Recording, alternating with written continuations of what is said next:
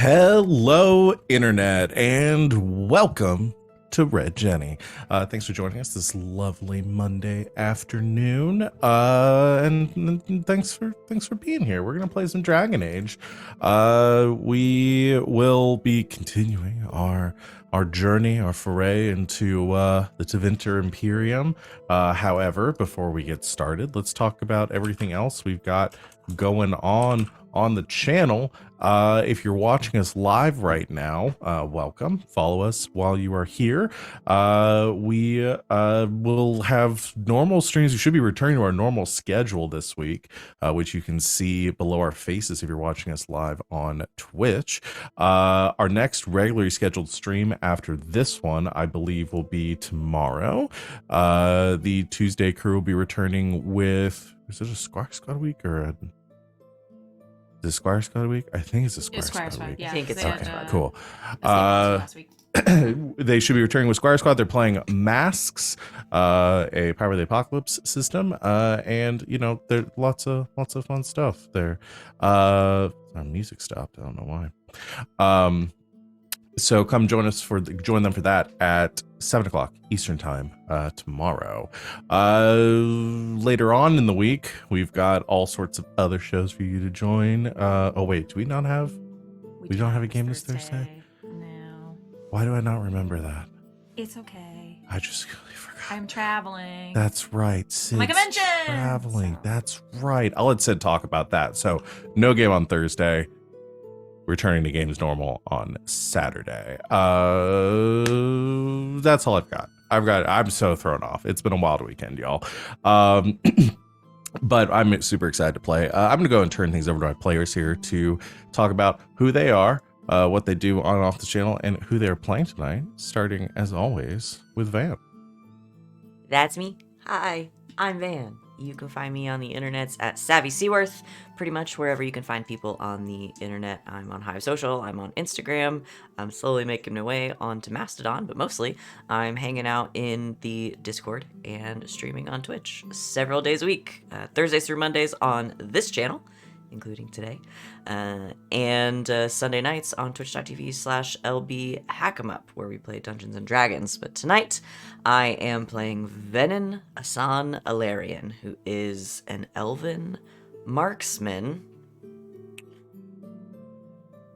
Who isn't suffering from writer's block anymore. Yeah, there we go. I mean, you know, maybe they actually write the book instead of just The most Yeah. prolific writer in The the novelist. There we of go. the party. That- The novelist of the party. Yeah, I there like we that. go. That's me. Things are flipped this week, actually. You're next, Wally. Oh Wow, yeah, we didn't talk about that before stream. because I'm usually the last person in all these things. Sup, y'all? It's me, Wally, your favorite non-binary sign best friend on the internet. You can find me on the Twitter at WALE132, like the cute little Disney robot, where I'm talking about what's on my brain and on my heart. Yeah. You can also find me in Mastodon, just the name. I mean, I'll start posting there eventually, but hey, I have no friends on Mastodon. I swear to God, you said just now you can find me on a Mastodon. Just the name Mastodon. Yes. I was like, I have questions. You can find me on a Mastodon that I unfroze from a block of ice and I taught it to ride a ball. If you get that reference, you're pretty cool with me. You can find me here every Thursday through Monday playing in all the games. Oh, actually, no. Playing in this game on some Dungeons and Dragons on Saturday and some Elegant Vigilance on Thursday. That's right. I'm before Sid, so I can talk about it. Elegant Vigilance on Thursday. That's all I'm going to talk about it with. So let Sid go on with that one. But yeah, that's where you can find me. Tonight, though, I am playing Garas, the Elven Duelist, who is no longer in dangerous of the party. I mean, yeah, that's it right there. Yeah. The most sword wounds of the party. Yeah, there we go. The most sword. Oh boy, the most sword wounds of the party. Yeah, I got stabbed a bunch of times. And this is me, because there's no Sita. Oh, hey, I'm Christina Sid. You can find me all over the internet at Greek Sid, except for IG, where I'm Stolgor Karma. God damn it, I think I'm just going to close it down and make a new account. Anyway, you can find me here, Thursdays through Mondays, playing in games mainly. Generally, I run our game of Elegance and Vigilance on Thursdays at 7 o'clock Eastern. We will not be having that game this week because I shall be traveling to New York City for the beautiful AnonCon. That will be going on this coming Saturday. I will be there from noon to 2 doing booth shenanigans, and then I'll be there for the live podcast recordings in the evening. So yeah, if you want to come hang out with me in the beautiful Bell House in Brooklyn, come do that. It should be a lot of fun. This evening I'm playing Yasmera. Yasmera is a Kunari shadow. The biggest workaholic of the party. Yep. Yeah, that checks out. Yep. Yeah. Of course, as has already been mentioned, Sita's not here right now, but will be joining us later in the stream. Just had some prior engagements, so we will be coming in hot. May just come in behind one of us in frame. Who knows?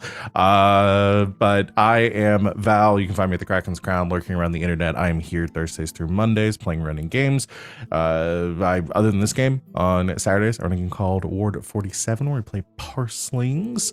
We'll be returning to that this coming Saturday as the group goes to Paris.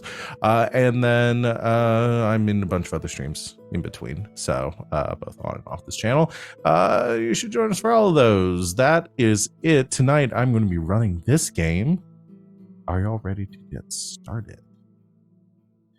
All right.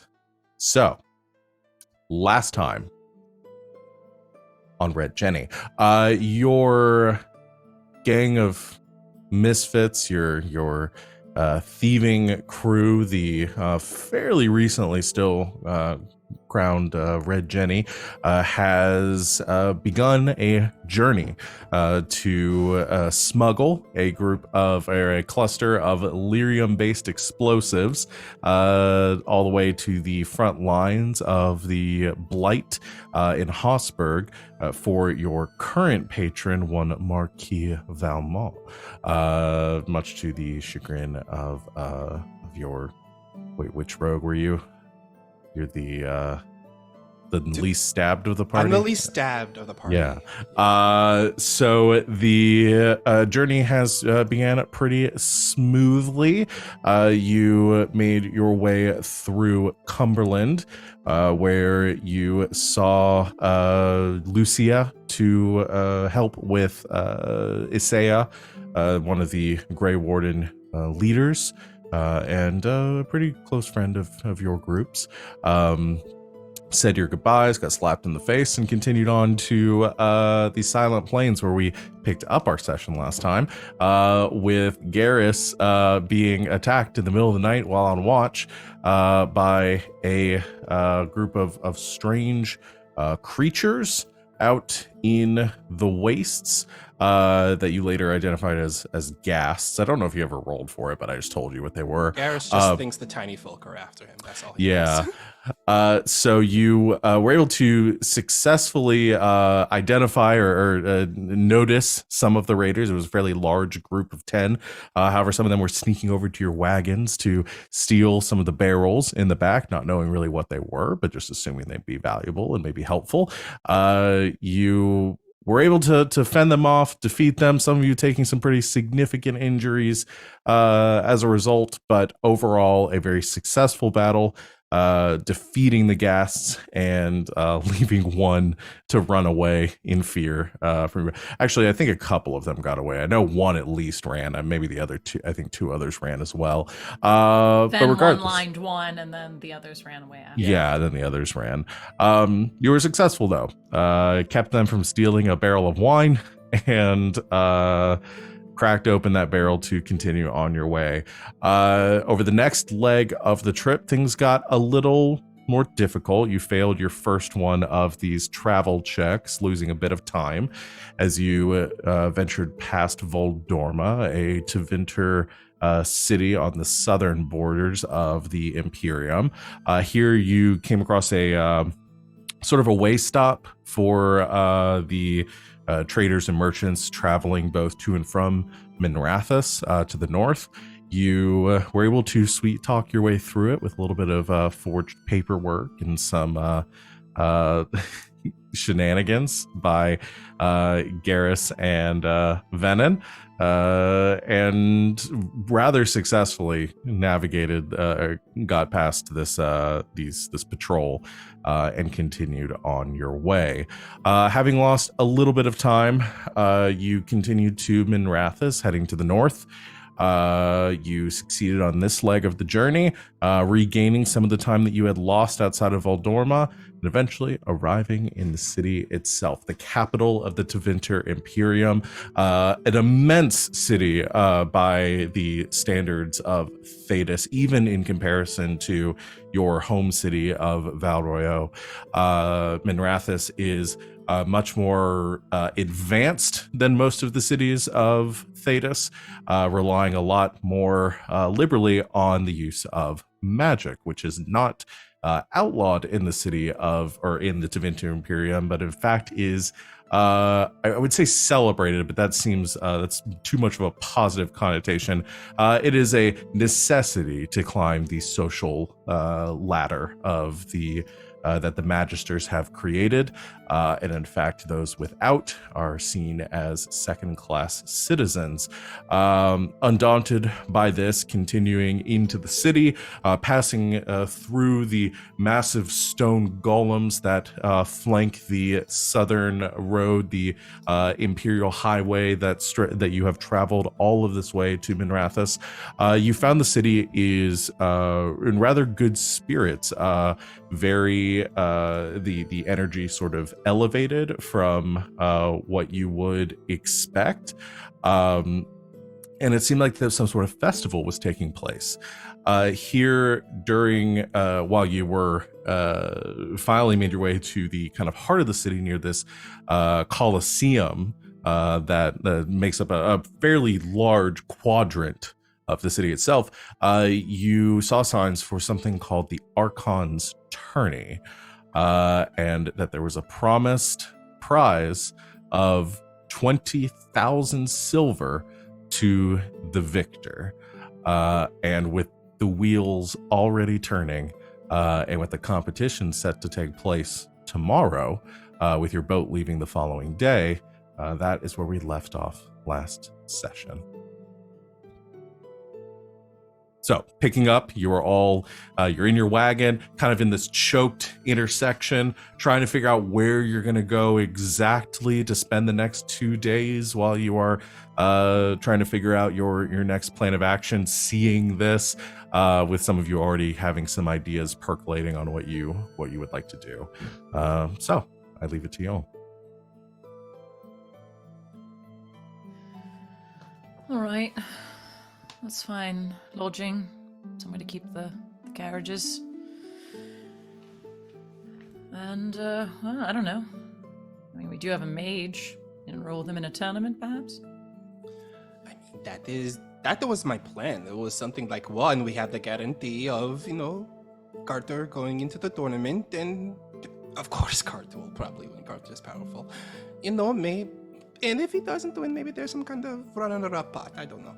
But I was thinking of trying to, weasel my way up with the other VIPs and the promoters and see if I can swindle some money out of them somehow. Oh, naturally. Well, I'm sorry, that wasn't a given? No, that was definitely a given, no matter what I was going to do that. But I was always wondering, what are you two going to do? I was going to do that. I was also going to do that.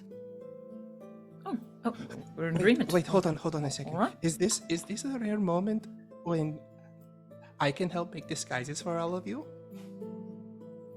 Oh, I love disguises. Because you will need disguises.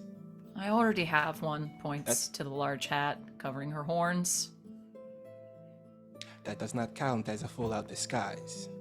You have the upper half is fine, but you need to fix all of these. how would you presume to fix all of this? Well, I am glad you asked. It's time for us to do a nice little shopping montage.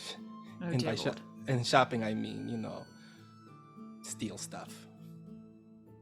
Unless we want to use our pot of money to pay towards our next crime. I can steal stuff. I Oh. can also steal things. Because I can steal things too. I'm just pretty used to stealing clothes. Yes. This may be the first time we are all in sync. It's strange. Impeccable. Get out of Impeccable. here. Sita, you're out of a job because Val can just do it now. No. I'm not understanding what you're all thinking, though. I mean, it's pretty simple. I'm going to enter you in the tournament, and you're going to win us a lot of money, and then we're going to also steal a lot of money. From rich people. Who don't Only deserve from it? very rich people, yes. And obviously, a bunch of rich assholes are probably sitting up in the VIP area. Yes. Right. But I'm not a magister, in case you have forgotten. So, Yet. Can we forge some documents to course we pass can. them up? Of course Okay, we there we go. There it goes. You're magister now. Ta-da! I'm not sure I like this. What parts are you unsure about? And let us convince you. All of it. Right. Alright, maybe we should start from the beginning. So, we are here. Large tournament. Large pot of silver. We would like it. For many reasons. Mainly silver, but also fuck them. With me so far? Yes, I understand the principle. However, Okay. it seems a great risk to our mission.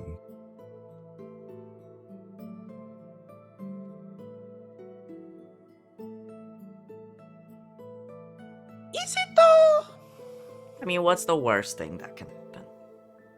Well, the last time we said that, do you remember the royal spears was stolen from us when we were making out in the hallway? They only went like 100 feet away. You were We making got out in them the back hallway. literally almost instantly. Yeah, the bit that we do sometimes. You know, the one where we pretend to be the ravishing lovers in the hallway to get people out of the hallway in sheer embarrassment. So we did can open not doors in the realize hallway. That was a bit okay. No, yeah, totally a bit. Right. It works like 100% of the time. Oh, too. totally. 70% of the time, it works every time. No, Makes this one is sense to me. for real 100%. It's kind of fascinating, honestly. This is not your weird panther shit.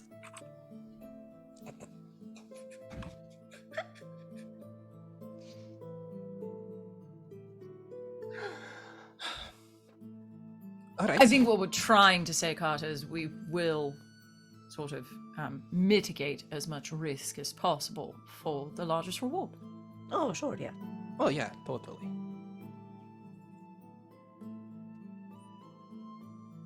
Well, I will leave the planning of this to your capable hands, then.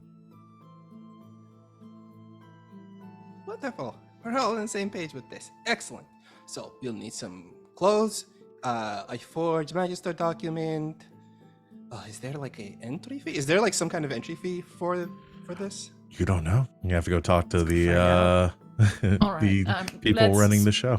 Set up shop, get the main HQ in place, make sure the carriages are safe and Mhm.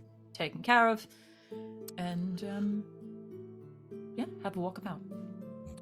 All right. Okay. I'm going to go ahead and, so I'll sort of streamline some of this. I'll go ahead and tell you all some of the layout of the city that you gather. You are currently in the Dwarven quarter of the city. That's where the grand proving area is, this Colosseum. This area is also where the dwarven embassy is here in Menrathis. There's a lot of travelers and traders coming through here, not seeing a lot of people from outside of the Imperium located in this area. So you are not like big old like red flags here, you might say. Obviously you don't it's see a only lot of because we're big old red flags everywhere. everywhere, yeah. But there are dwarves and elves and humans, no Kunari, but you you do see a lot no of Kunor here, none at all. yeah, just a very tall human. You are able to blend in here pretty well. So you've seen from a distance the Acropolis. It sort of looms over the city, the massive palace of the Archon, at the sort of pinnacle of it, as well as the Argent Spire and the Magisterium, big ornate structures that are purposefully built in a place that they're almost like looming over the rest of the city. You can't escape the presence of the Acropolis while you're in Menrathis, and the power that the Magisterium holds. As I said, you're in the Dwarven Quarter. You have the Grand Proving Area, a Tinkerer's Square. There are a couple of taverns and inns here for you as well. We can say that you find a nice tavern too.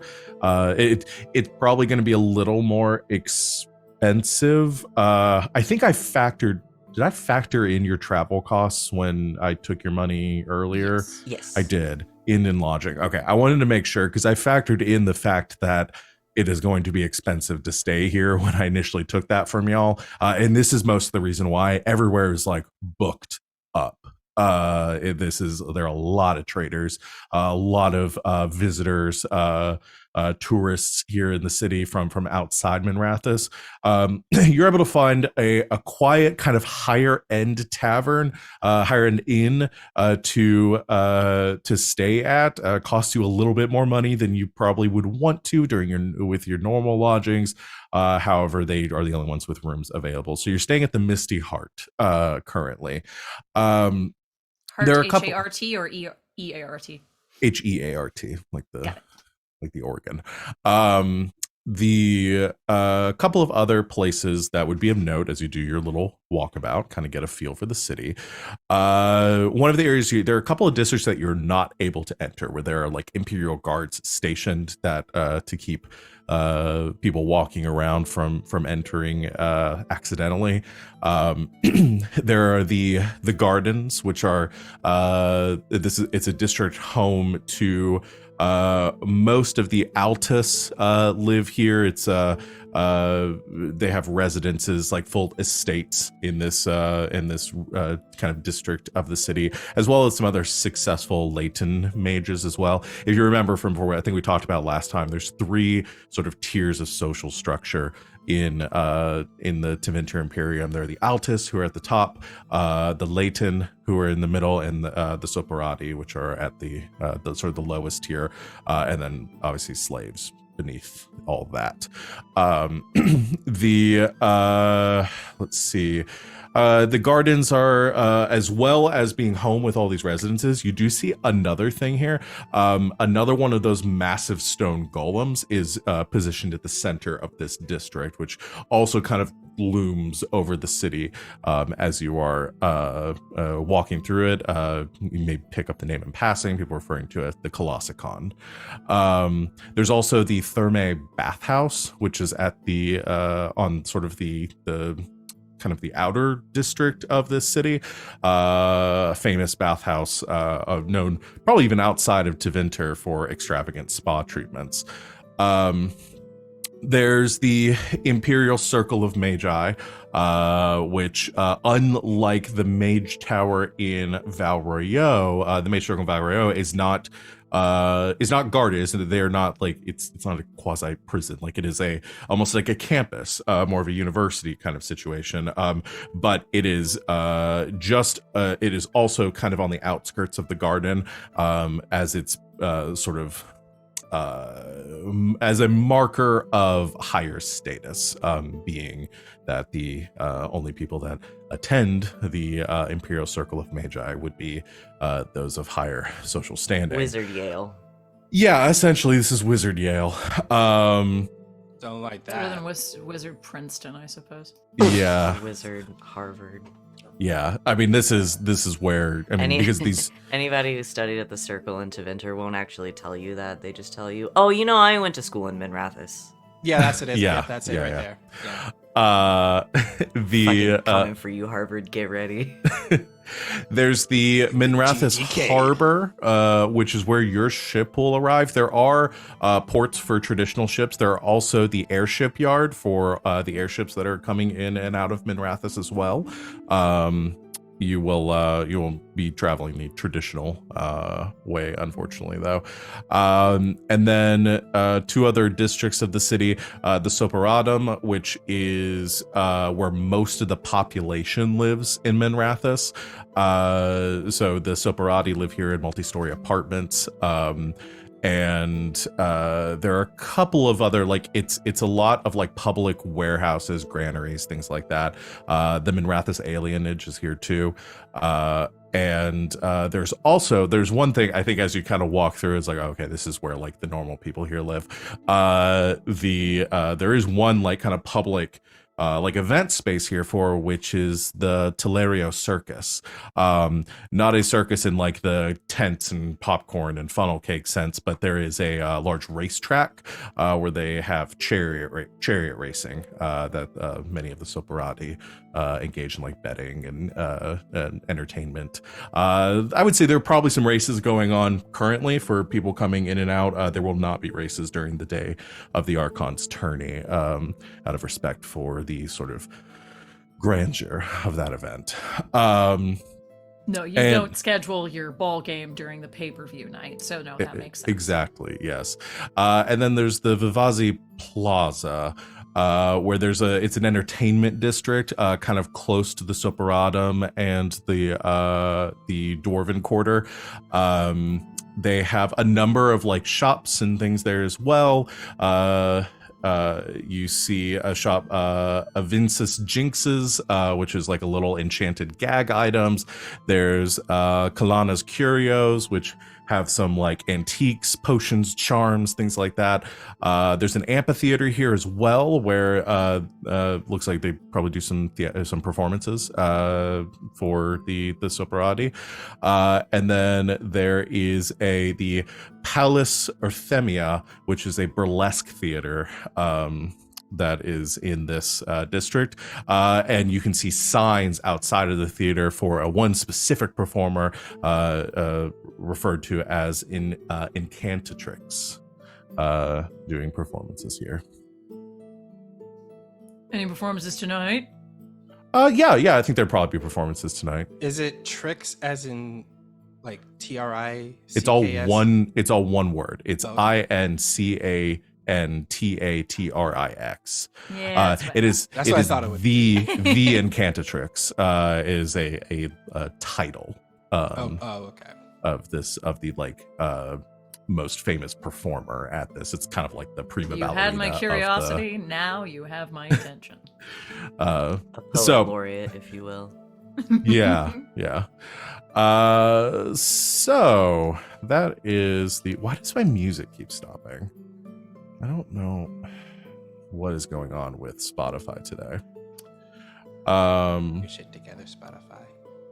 So what would y'all like to do? You have some business to take care of, obviously, but there is probably some time for fun as well. Might try a different song. I have an idea of a way we could probably keep the carriage safe. The place where we're staying, do we have like yeah, I'd say there's a spot for there's like a probably some sort of warehouse where people that have carriages and things have parked them. I mean, it's not the most secure location. Like it is secured by the owners of the plaza, and the is sort of guaranteed by the innkeepers. However, yours will be kept there with other people's goods. There's a kind of a weird, like, I will tell you all this, that if you looked for more secure lodgings for your wine barrels, people might get a little suspicious about that.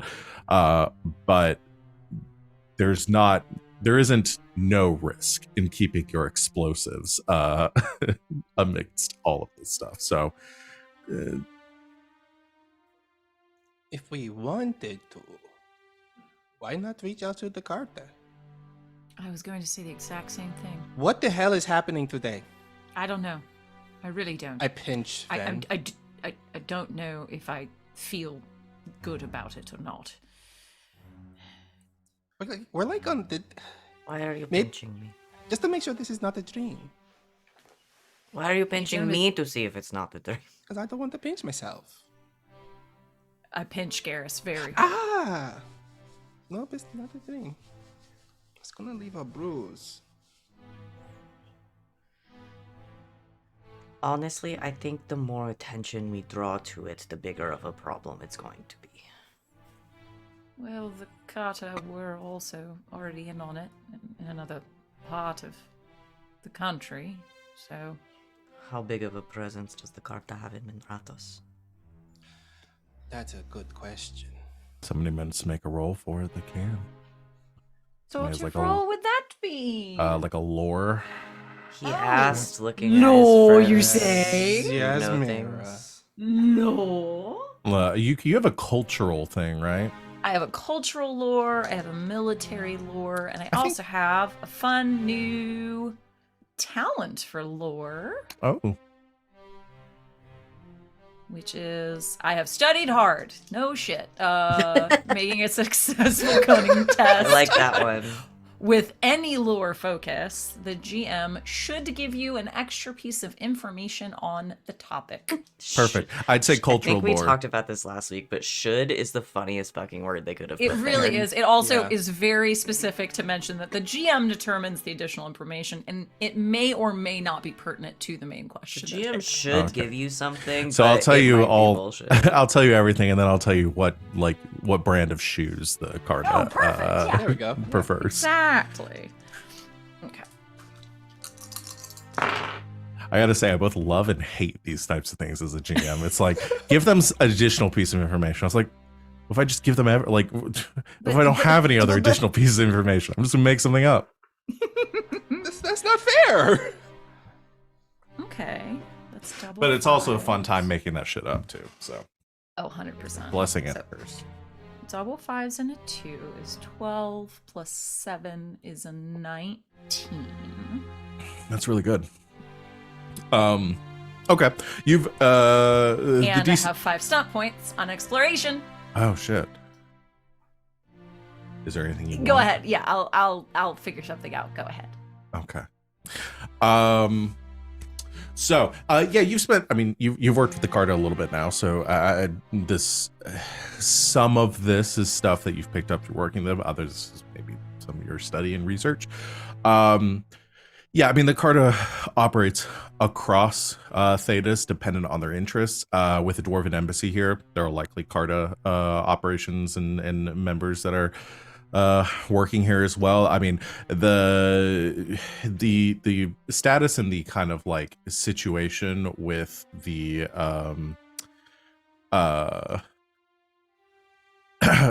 the dwarf or with Orzammar. And dwarves living on the surface. Essentially, traditionally, when a dwarf leaves for the surface, they're not allowed to return to Orzammar, except under very specific circumstances. That's where the Carta kind of operates. So, being that there's a dwarven embassy here, these are the dwarves that are allowed to be on the surface and return to their embassies. However, the Carta also kind of exists here as sort of go-betweens between them. So, to answer your first question, yes, there would probably be Carta present here. As far as one other little piece of information I will give you because of your lore talent, the Carta is a very large organization made up of many branches doing many things. Just because you are working with the Carta or have worked them on one job does not mean that the group, that if you go to a group here, that their interests are going to be aligned with the job that you're currently doing. So there is no guarantee that they won't just see this as an opportunity to get some lyrium explosives that you've already done most of the work on getting here, and redirect those towards other ventures. So, especially since your job was not necessarily one for the Carta just helped in getting these initially to you through your employer. Do you have anything you want to do with your stop points? Yee. I would like to use 3 of them for object of my attention. I receive one +1 bonus to any further tests to examine or perceive additional aspects of this object or situation of your test. And because I can do this now too for 2 instead of 3, I'd like to do That Makes Me Wonder to immediately make another perception test at no additional cost or resources to discover more information. Okay. Make a perception check then. I guess around like, okay, if we Yeah, decide to go this route, where could we find Carta? Or yeah, well, I'll kind of the way I kind of want to direct this is maybe this is in the process of like you've taken your wagon here, you're kind of surveying the area, the place where your wagon's being stored for like how secure is the situation. okay. I rolled the exact same thing, so 2 5s and a 2. Nice. Which I believe is another 19. Let me just double check. We'll do perception seeing. Yeah. Which is another 19. Nice. So with another 19, a couple of, this isn't directly cultural. This is cultural lore in general, but maybe not necessarily specific to the Carta. But as you're mulling this over and trying to decide whether that risk would be worth it to reach out to another criminal organization here, you're also realizing something else as you're looking around. There are a lot of people here. There are a lot of carts that are being kept around here. You're kind of at a good situation as far as it being like hidden in plain sight. If there is a spot check or something that happens, if some Imperial Guard comes through and starts looking through, I mean, there are a lot of carts here. The odds of them picking out yours without having like some marking or something to like pull them in that direction is probably pretty slim. However, I'll give you this too. There are some guards that are posted out the outside of this like warehouse where your cart is going to be kept. They are not Imperial guards. They seem to be like maybe some private security for the quarter and for this for kind of like the general like event security and kind of for the this warehouse. You could probably buy them off. If you, with the right check, looking them over, they're probably Soparati. They're probably not, these aren't like high-ranking like mage guards or anything. Like, if you slid some money their way, they might be willing to, if anything does happen, anyone does come through looking around, they might be able to push them in a different direction. Relay that thought to everybody. So bribe the guard. I guess that could work too. Well, it's not a bad idea. All right, well, let's find the parking spot and see if we can bribe a guard to keep an eye on this thing for us. Yeah, we'll say your cart's already in there. Your horse has been taken to stable. But I have to drive around the block a couple of times. I can find a closer spot. We don't have to walk this far. Jeez. Yeah, you take your ticket at the parking garage, head in. Yeah, so what I'm gonna do is whoever wants to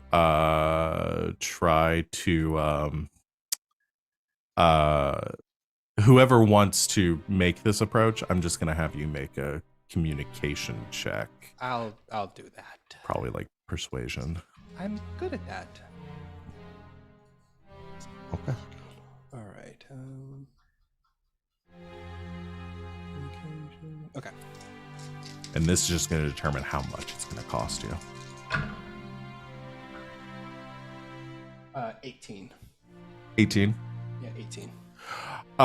With an 18, you go up to a couple of these guards again. You're getting the feeling they're probably again soparati. They're look, they're just here to make a buck. They don't really care a whole lot about the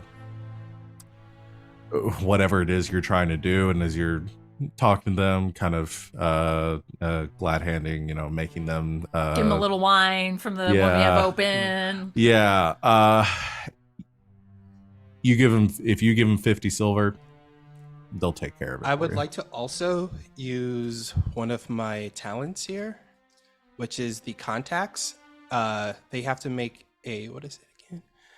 It is a communications persuasion test against them, and if I pass, they're officially a contact for me that I can talk to. Okay, I'll use that test from before. Does it give a difficulty for it, or is it just my determination? Just your determination. Yeah. With a 19, or you got 19? 18. With an 18, I think that's fine. So essentially, more than just being like a paid hand, you kind of get them. I imagine you don't tell them exactly what you're doing, but you give enough of like double talk and some persuading to get them on your side, enough that if something does happen, one of them will come find you rather than just kind of standing aside. So if anybody, one of them they split up the money. There's going to be somebody on shift at all times. And if anything, they will try to keep people away from your cart. If anyone does go snooping around your cart, they will come let you know. All right, you see like Garas walking back to the others, like, remember, Gary, you worked that joke again. I'm telling you, you work on your tight 5. I'm telling you, you'll be great. We're good, guys. We're good. And Garas inspires an aspiring stand-up comedian. Stand-up comedian, yeah. I love it. So that is taken care of. Cart is secure, or as secure as it can be. Okay, next I suppose we'll need clothes to blend in with the crowd because we cannot go in looking like this. We're going to pass out with some VIP people. My turn. What you want to do, Venehn? Steal fancy clothes. You want to steal some clothes? Yeah. Okay. So how daring are we going? How daring are we going to get with this? Are you going to like go sneak into like the gardens in somebody's estate to like steal some magisters or some altus's formal clothing? Or are you going to go to like a shop and steal something that hasn't been purchased yet?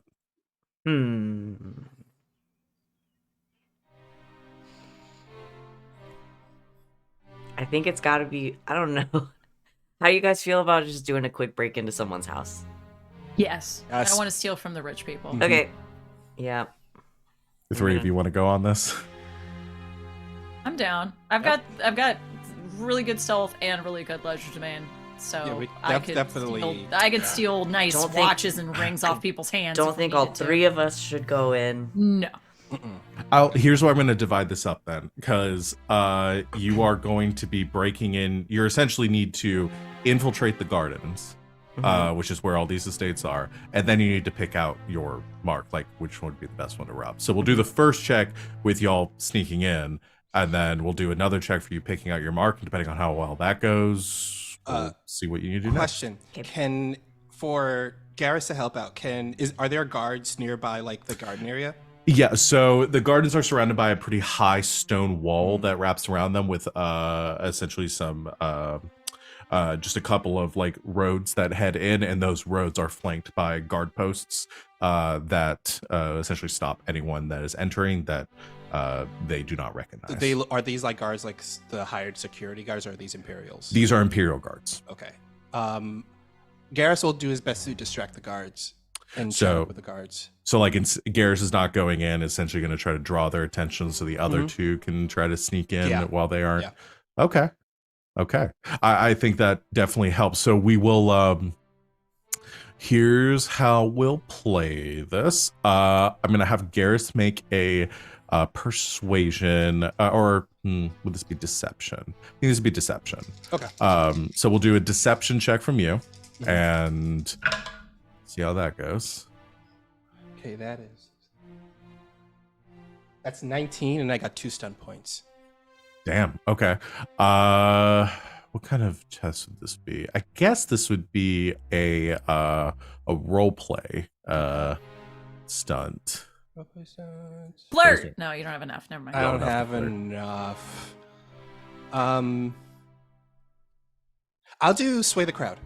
Your interpersonal offers are so effaced that they spill over to others in the area, and Perfect. you affect one additional person of your choice. So you go walking up to the guard post, and immediately there are 4 Imperial guards that are positioned here, and one of them moves forward towards you as you are approaching the gate, and so not in like a hostile way, but just like in a very much like on duty, like professional demeanor, and says, "My apologies, sir. This district is for residents only." Oh no, I understand. Like I said, I like you hear Garas like as he's talking, like he hears accent like slip away completely, and he speaks in a more like accent you would hear like maybe not within Tevinter, but like definitely Just like more like neutral kind of neutral, dialect. Yeah. Okay. It's like, yeah, I'm sorry, I got lost because I've been going around the city with all the barricades up for the festival that's going on. It's easy to get lost in this huge place. I was just wondering though, you're Imperial guards, right? Yes. These security guys being hired, am I right?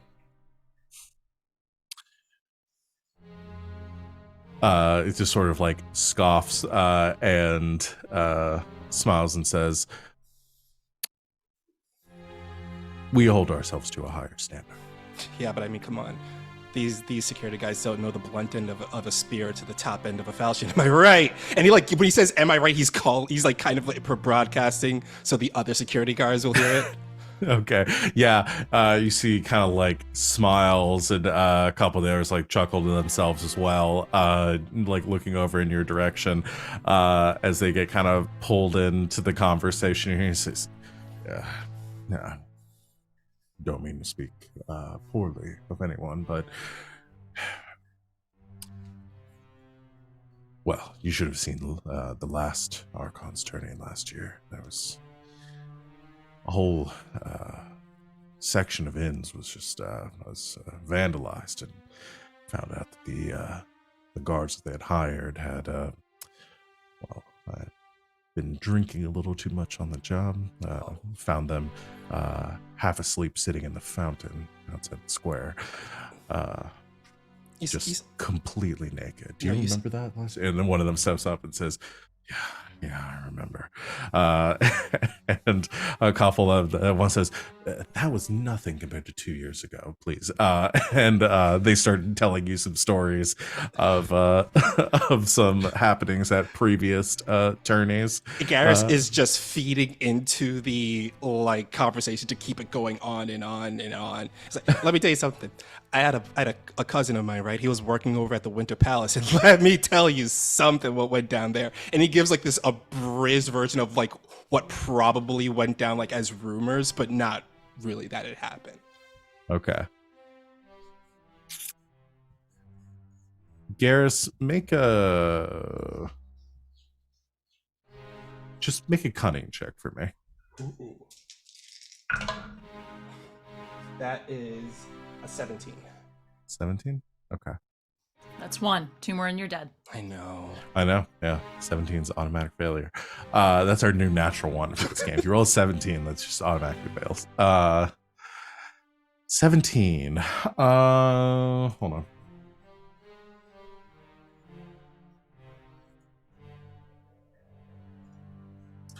on. I will let Garas pick up on this beforehand. Before he says it, because probably don't want to mention anything about the Winter Palace or anything in Orlais. Okay, he stops himself before he mentions the Winter Palace, but he just gives like you can say something else. Yeah, he says something else. Yeah. I will give you. If you hadn't gotten a 17 there, that might have led to some other things. So I'll say that's good enough for you to maybe catch yourself before you go that far. All right.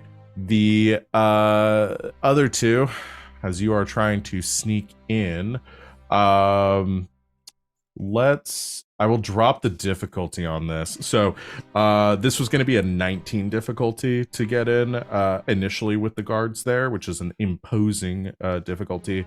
But I'll set this test I'm going to set it at 15 instead.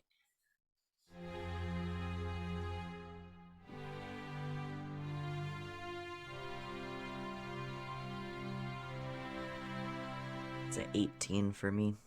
Nice. Another 19. Nice. All right. While Garas is distracting the guard, the two of you are able to slip in through the gates undetected and passed into the gardens. Very quickly entering a much quieter area of the city. There are some fountains, some like rolling like kind of like lawns and green like landscapes and big hedges, and they're much different than the rest of Minrathous with these large estates as well. So you are quickly, and I imagine trying to stay out of sight as much as possible, as you don't probably fit the appearance of anyone that should be wandering around here. I'll have you each make a perception seeing test to try to scan or pick out the best mark here.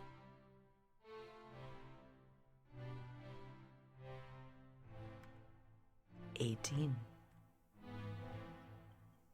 18. 20. Damn. 13 plus 7. All crazy. This is the stuff we're good at. Yeah, it is the stuff you're good at. God, I've got a party full of rogues. Me. You slink inside, quickly kind of ducking behind some hedges as some little bit of foot traffic comes through. You see a woman with with like a very kind of flowing dress, carrying a parasol, dressed in all black, next to a gentleman with kind of dressed similarly. He has a hood with a kind of a like comes up to a point in the back. Again, dressed in a lot of silvers and blacks here as well. There isn't a lot of color amongst the upper class in Minrathous. It is all very dark, sort of imposing. So yes, will fit in. Okay. Yeah, I mean, your dress is actually pretty, like your normal color scheme actually pretty much fits in here. It's not like Relay. Like there's where the upper class is wearing very extravagant, flamboyant colors. Everything here is very amongst the Altus especially and the Magisters, very monochromatic, very clean, polished looks. As you are scampering through, checking out a few of these estates, not wanting to go probably too far in, but wanting to find a suitable place to burgle, you do come up to one estate that immediately catches your eye. All the curtains are drawn, and you can see some signs fairly recent of some like wheel tracks coming out from like the drive here, and there is I would say it has all the markings of an estate where the owners do not appear to be home. And on vacation. At the very least, There's a ton of mail in the mailbox. Nobody's picked up the newspaper in 3 days. All that stuff. Lights are on a timer, the whole thing. So what do we think? Nice bedrooms on the top floor? Probably. Okay. I'm gonna skirt around and try to find like a veranda, like a nice balcony, something that rich people would have, like off their bedroom. And Sure. probably not be smart enough to lock because it's up on Up on the second floor, nobody can get that high. Yeah, with your perception check from before, you scamper around to the back of the estate. There's a small, neatly kept garden back here with some white roses and some lilies, with a shallow pond that you can see some brightly colored fish kind of swimming and circling it with a walkway that crosses this pond. There is a behind the estate. There is a walkway coming out like some back doors here. There's also there's a balcony on the upper level with some like double glass doors that would lead out from it. Sita has arrived. Yeah, let's actually go ahead and get Sita in here before we continue this burglary. So yeah, we're gonna be what time is it right now? Yeah, we're going to take a quick break, everyone, to get Sita in here, and we will continue our session when we get back with our full crew. So stay tuned, everyone, and we will see you soon. Hello, Internet. Welcome back. We are done with our break. Thanks for hanging out with us. We are going to get back into our session. We found Sita. We found Sita. Sita's here. He was hanging out under our car. We had to kind of shoo him out with a broom and then get him up and back into his desk. So He got treats. Don't worry. got Yeah, treats. he's Yeah, doing he was okay. a little scared. Been out there for a Little bit, but skittish, he's it's all doing good, they're okay. fine now. You're literally just telling the story of Cece and what happened to him Yeah. last week. Yeah, pretty much. CC, Sita. Same I mean, thing. Yeah. Same thing. Yeah. Have you ever seen them in the same room at the same time? No, we haven't. So there you go. All right. Let's do it. Sorry, I think my fan is giving some feedback in the. I'll turn that back off. My apologies. All right. Let's jump back in. So you have found a veranda to scale and get into this estate. Who's gonna try to? Miranda, what? I hardly know her. Who wants to try to do who's doing the breaking in? The scaling of the wall, or Yeah. Probably me. yeah, probably. Boost I'll say me. Yaz can assist by giving a boost. Yeah, just stand on my shoulders feel to like- be able to reach the yeah, second like it- store. You know? Put me on Yaz's shoulders and I can just kind of climb over the balcony. Perfect. Actually. What check do I want to make you make on this one? Tis it locked? Yeah, I'll say you can just get up with Yaz's help. I won't make you make a check. Yaz is super tall. And if you fail, for you can something. just try again. So it's not going She to would be a catch me. huge deal. Yeah, go to make a lockpicking check. Okay. Dexterity lockpicking. And if I fail, I get to roll again. Yes.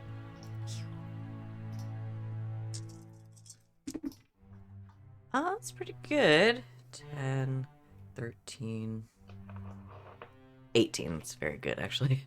That is really good. Yeah, you are. This isn't a complicated lock. It's honestly like probably the least secure part of the building. It's just like Just, a like, tiny little. Put a butter knife in there and turn it. Yeah. And yeah, you just click, get it open, and you're able to enter this bedroom. You called out, yes. You enter a rather spacious bedroom. There's a 4-poster bed with a canopy hanging over it with this like black lace hanging down it. There is a large vanity in the corner with several mirrors around it, perfumes, and this is probably like the lady of the house's bedroom. Oh, perfect. That's where we want to be. So what is it you're looking for? Clothes for everyone? Yes, correct? so I'm also going to. I assume on her vanity she's got like a nice jewelry box or something. Yes. Yeah. Okay. I'm not going to take all of it. I don't want her to notice right away that her things are gone. So, just in case they're like coming back from their trip later today. So I'm just going to like. I would go through the jewelry box, like the stuff that's like in the middle or on the bottom. Like she probably doesn't wear that much. So she won't notice it gone right away. Sure. Just take a few things. Okay. You get nice, it's nice silver jewelry. There's one like gold necklace near the bottom. Grab some of that. So yeah, you get some nice jewelry as well. Yes, and now everybody needs an outfit. You head over to the closet and find a number of elegant dresses arranged cleanly and spaced well to allow the volume to maintain on each of them. You have your pick of ones for something for whoever is going to wear a dress to this. You gather based on the proportions. Might need to do some tailoring, maybe get 1.5 feet of additional fabric for the hem. Paying for a tailor is less expensive than paying for the entire dress. Yeah, so with Yaz's proportions, Yaz would be a little tall for these dresses, but some of them are very long, and if you got the right dress here, you could probably make it work as is. It would just be a bit shorter on Yaz. Scandalous. Okay. Yeah, showing them ankles. Yeah. Yeah, I'd get like a long slinky evening gown. Okay. Rather than going for something, because Like I think one. it would be Okay, so more one obvious. with a train. One that like the extra fabric is the train. Yeah. You could do that. That's easy enough. Probably better than getting something with more like a princess kind of cut. Then that's gonna just like come up to her calves. Yeah, she'll look ridiculous. She'll look like a tooth fairy. So yeah, you get her something like that. Luckily, it seems like otherwise proportions are probably about in line. You might have to do a little bit of tailoring. There's some corsets. We'll loosen things. Yeah. Pull a couple of corsets, a couple of other dresses just in case. Yeah, probably in like the most distinguishing eye might notice that this dress was not probably made, was tailored for Yaz, but would probably in casual glance it would work. We'll pin it. I'll take a couple of other ones. Okay. Just grab in case somebody wants to wear a dress. And then we go look for some tunics and things. Okay. You head out from this bedroom and you can see there's a short hall with kind of a sitting area that probably leads back out like to the main entry foyer to the bedroom, but across this hall there appears to be like a second bedroom where the gentleman of the home stays. Oh, they don't share a bedroom. No, of course not. It's not like they like each other. This is I'm concocting in my head a very House of Cards dynamic with this couple. I like so but as you head out of this room and begin to head over to the other room, you make a perception check for me.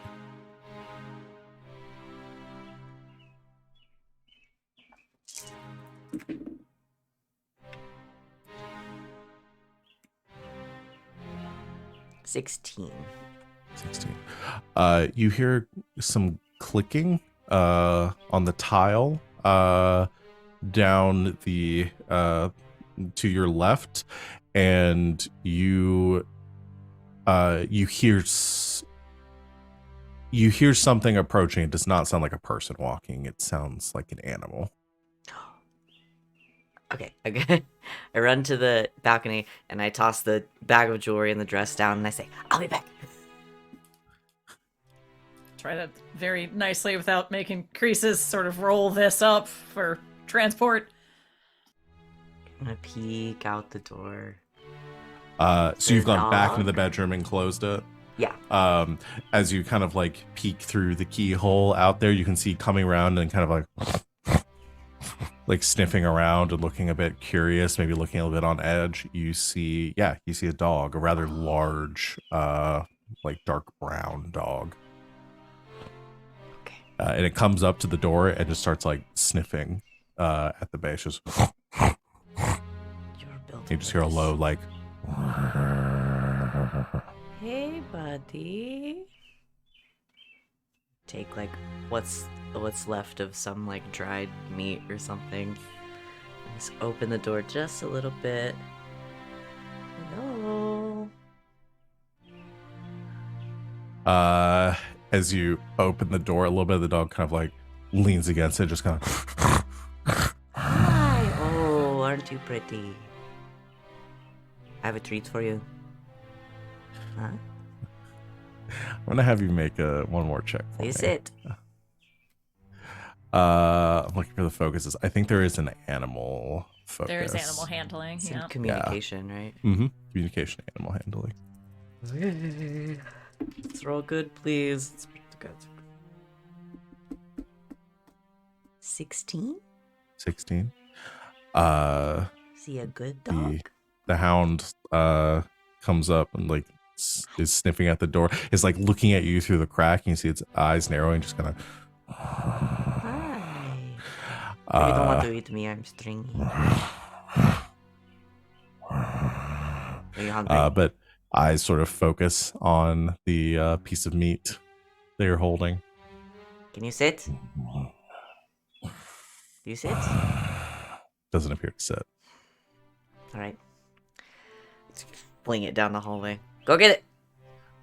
It immediately just like I am across the hall! as you dart across the hall to the other room as the dog runs down this little entry area to grab the meat. You just hear it kind of like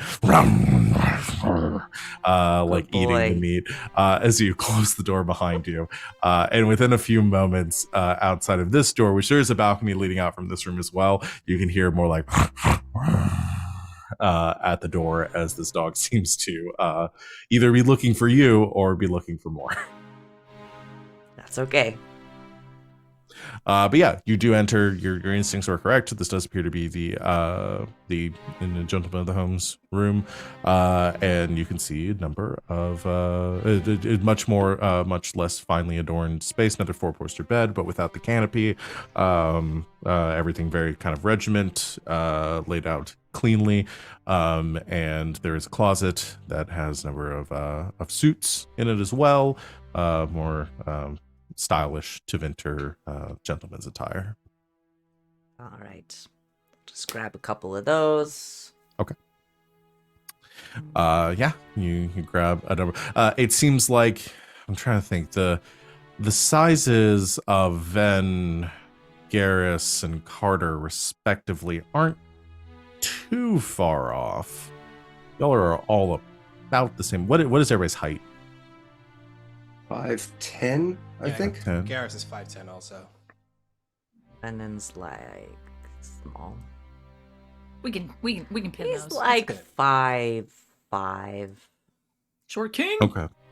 Yeah, I'll say the 5'6". the suits here would probably be it looks like probably made for somebody who is maybe around like 5'11", 6 feet, like not pretty close to Garrison Carter, but the Guess I'll wear a dress. yeah, you could either wear a dress or you could bring up or tailor something to meet you. Wouldn't be at least they weren't smaller than you, so I'll just wear one of the shorter dresses I got. Okay, boys, here we go. you grab a number of items and I assume going out the other balcony this time. Yeah. Yeah. Yes. Yeah, as you look over and you see Venn up on the other side of this home. There's a dog in the hallway. Not going to ask. Results are there. Fine. Walk over. Right. Help. You toss down the clothes, Yaz catches it, and then you scamper down as well, clothes in hand. Okay. Successful venture. Let's get the fuck out of here. Yeah. My last question for you is: are you sneaking out, or are you dressing and then walking out confidently? You should probably just Sneak. and like book it out. Yeah. Okay, Garrus, are you still 100%. with the guards? 100% talking it up. I with the imagine I would have guards. like thrown down like a, I don't like a bag or something, like a case. Sure. Maybe you grabbed some of like the sheets from the bed and you're able to like kind of wrap them up in that. Sure, and- yeah. Yeah. I don't know if they'd have like luggage or something in their Ven bedrooms. forgot his robber sack, which is a big old Yeah, sack his with big money burglar signs painted on sack. it. Yeah, that I keep it on the It end just of a says stick. loot on it. Yeah. Yeah. Yeah. Just big money sign. Yeah. Yeah. You It matches my tattoos. okay. Yeah, I'm not gonna do any more rolls here. Y'all have done so well. So yes, as Garrus is fully like talking with the guards and they're all chatting, it's like, and then 4 years ago, I won't even get you started on the. Do you remember? I As they're wish he still would. I talking, want to hear these stories about the guards fucking drunk and naked in the fountain. as they're talking about previous Archon's tourneys, you can see Yaz and Ven sneaking out through the gate and around the corner. After they sneak out and run around the corner, I go like, guys, it was great. It was great talking with you. But I'm running late. You know what? Maybe after the tournament's over, maybe we can meet up for a round of drinks. Maybe, I don't know. Like I said, you guys are of course on duty. I wouldn't want to. Oh, okay. We won't be on tomorrow. We all go. There's a little place. You Right, barely miss it. right. Most of the tourists kind of walk right past it. But if you're headed 3 streets down on the right, there's a silver door there. Go through there, head down the stairs. It's kind of a local place that we like to go. You should come and get drinks there. I'll totally be there. Remember, Reggie, you talk to your wife about what we said, okay? I'm not sure. I'm gonna try, but I'm just. Just be open with it. Wait, great talking to you guys. See you later. And he like heads off, calm and coolly, walks around the corner. And Oh, you you did. have 4 new best friends. Damn, we should meet up with them later. What they told me about the place they went to go later on. But Wait a minute. You did a successful persuasion check on them too. Are they now contacts? can I make use my time against one? Roll another persuasion check. The Tevinter boys. Yes. I got a 13.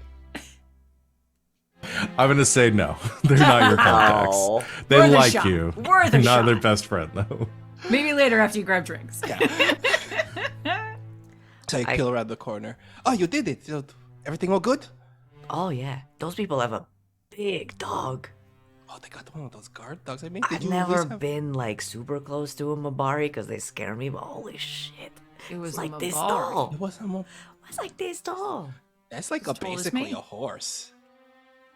That's like basically something you could ride if you wanted to. I just gave him a snack. It's fine. Okay. All right.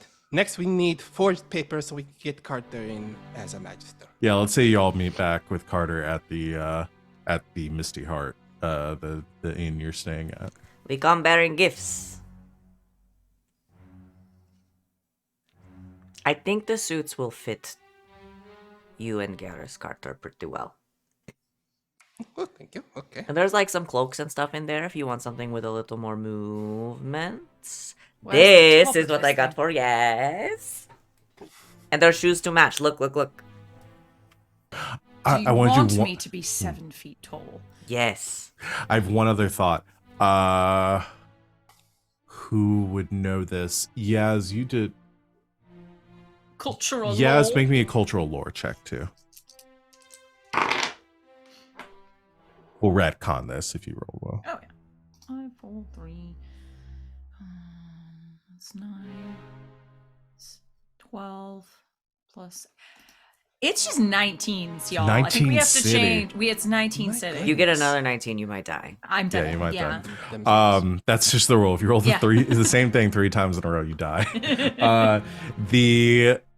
You would have known this and probably sent Venehn specifically look for this. There is a specific dueling attire that the mages, like the high-ranking mages of Tevinter, would own somebody of this status. And I will say that then, while you were searching through, you would have found this as well. Again, it Okay. would be it would be a very specific garb.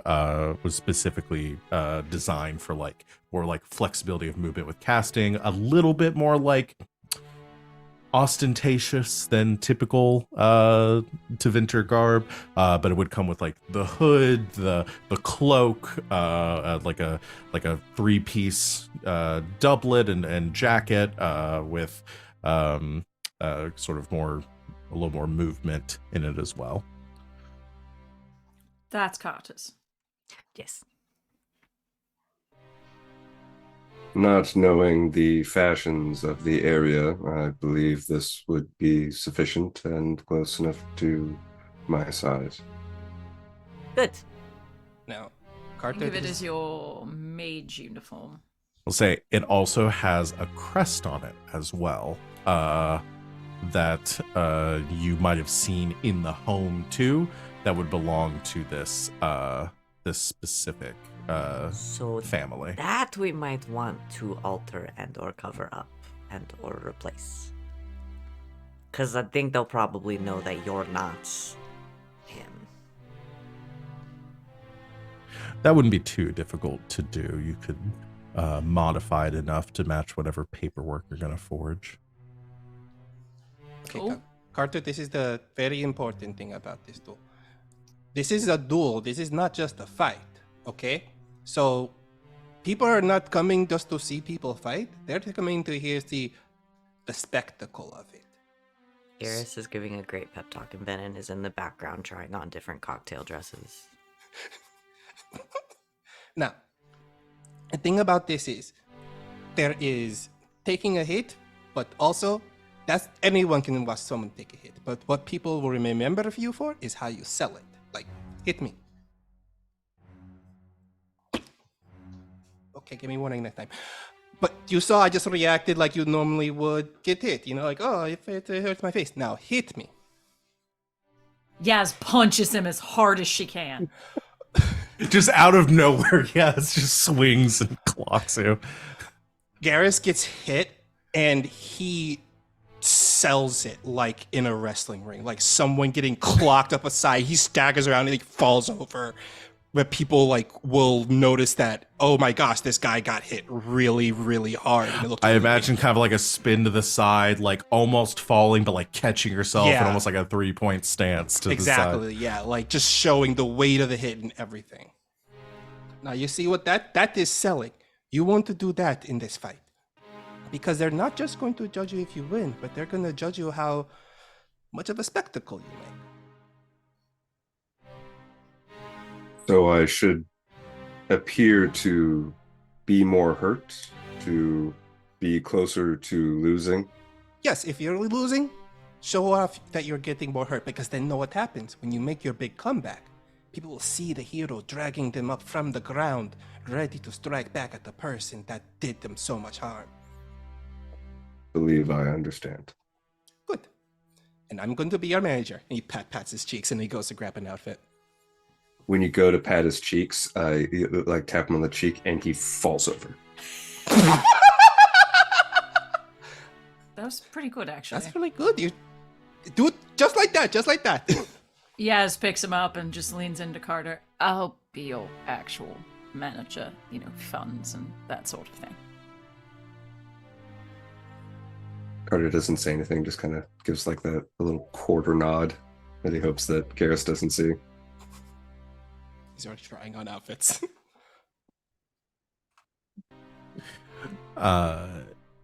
So with the outfits and stuff, I'll say that's easy enough for y'all are very dexterous. You're easy enough to like kind of make these fit you the best you can. If you can sew up a wound, you can sew a dress. Exactly. I do They need don't to have to know. last for a long time. I think we should take a minute to decide on the cover and do like the forging of the documents too. So this will be mostly up to Carter of like, what's your position? What's your cover here as a imperial citizen?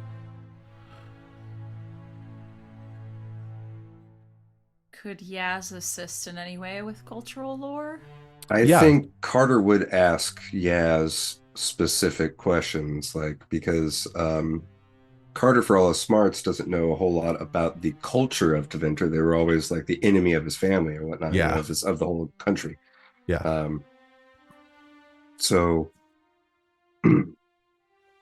what would be a reasonable identity? I do not want to be too ostentatious, as we do not want to be someone the public might already know of, or would know of, and would question not. Yeah, can Yaz rack her brain? Hmm? Do Yeah. a little research, whatever we need to do. Let's keep using that cultural lore check. You all thought it was a dump stat, but see, it actually comes in No, handy. it's been incredible. It's been It has very been. helpful. We're just gonna keep posting outfits in the chat. Okay, perfect. Oh no, 17. It's the first one. If you First one for me. Yeah. first one for you. Now, does that reset the 19? That does reset the 19. Okay, good. Okay, good, that's So what I was 19's wondering. okay If now? the counter goes back. Mechanic that we have created in the lore. The You first roll time y'all same roll the number three. too many times, it's The like first ugh. time y'all roll the same number 3 times in a row, like I'm not sure what I'm going to do because we've talked it up so much. I'm gonna have to do something. Okay. Yeah, with your cultural knowledge, and Carter probably can assist a little bit. This, even with them being like enemies of your family, like you would have to know a little bit about. I mean, just that'd be the nature of warfare, is you know your enemy. So, you sort of fill in a little bit. The most obvious thing is it's going to be easiest if you are not an Altus, if you are not coming from an Altus family. There are plenty of Magisters and even Archons that have been Leighton, who have come from noble origins. It's always been controversial, but it is something that happens. So it is not outside the realm of possibility. So you certainly could make that a plausible cover. The other thing that will probably help is if you are not a resident of Minrathous. Your family would be more known here. More people would be looking at you and kind of scrutinizing your cover. You're going to have the better time of blending in if you come from a different city in Tevinter. Perhaps have come in for the tourney to improve your family's station. Could the it first be thing a that popped family? up was a cereal. Where's a what is a cereal? A cereal? Oh, on the map? Yeah. Yeah, I think that is a Tevinter city. Could it be though? It would be great if that was a border place. I would love to claim a family that I knew of on the Tevinter side. You know what I mean? Like the Tevinter version of my family, essentially. Uh-huh. Yeah, so sort of just like keeping your cover plausible by making it kind of closer to home. In that case, some of the cities near the like the southern borders of the Tevinter Imperium would make sense. I'm thinking, I don't know how far. Not Solus. Not Solus. I think Paravantium. I was looking for any of the cities who have that have established lore. Marnaspel does, and it's pretty close to Minrathous. Down the coast, it's a little south of Asariel. Yeah.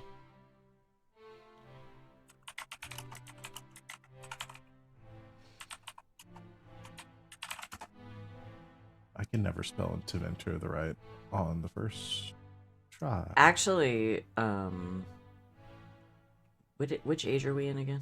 The Exalted We're Age? in the Exalted Age. Right, so Marnaspel might actually be good, because during the Fourth Blight, that's the city that Orzammar allied with and helped,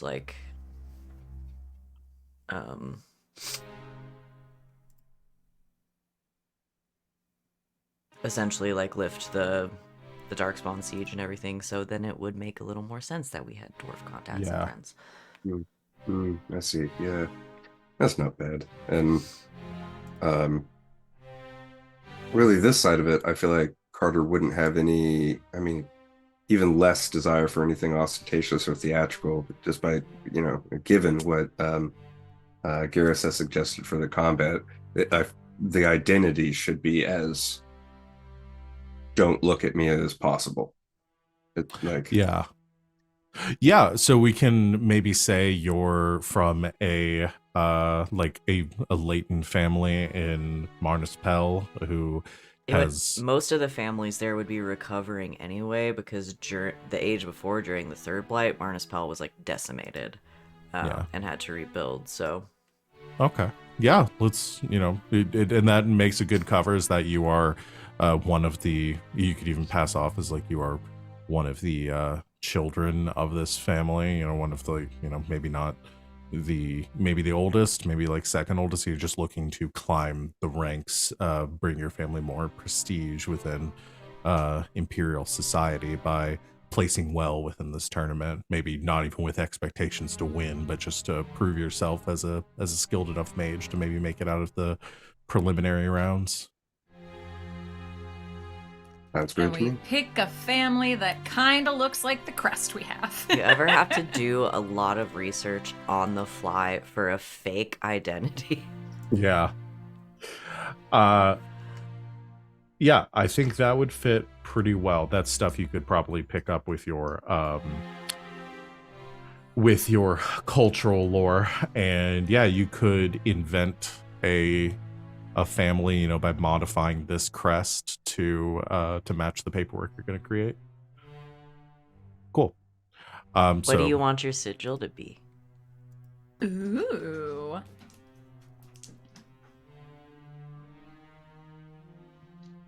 Should probably have a halberd in it.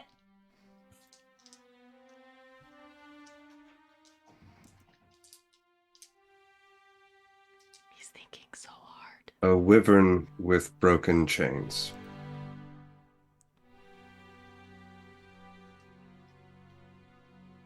Yes. I like it. And yeah, also maybe like halberds on the side or something. Yeah. Halbert's breaking the chains, like. Yeah, oh That's good. yeah. Yeah. Ooh, yeah. We I like just survived a blight and we're rebuilding. We spend more time making that than we do the actual documents. Just like very carefully. Like, I mean, the crest is what sells it. So, okay. Can I get someone to do a writing Writing check for me to set the difficulty for anyone to spot your forgery? That's good. 6, 5, 3, 13 plus 21. Okay, 21. Mark that down somewhere because we'll be probably testing against that. This is the difficulty of essentially figuring out your cover identity. This is for everything because you have to. This is more than just like creating the symbol and writing the house name. This is like creating a document going back like 10 generations of this family and outlining just like you're creating like the whole family history. I imagine this probably takes you guys most of the night to make this. I've used Silas 4 times. What's another? Stefan. What is your family's name? a look up to Vinter What? names. Yeah. I have a few names that I've picked for Tevinter names that will be in this competition. I don't know if I necessarily want to give those out. I had the Dragon Age name generator. Oh, they're super Roman. That's right. I Yes, forgot they're that. they're aggressively need a name. Roman. Yeah. How about Hmm. let's see, I've got a list here. Atreus, Porix.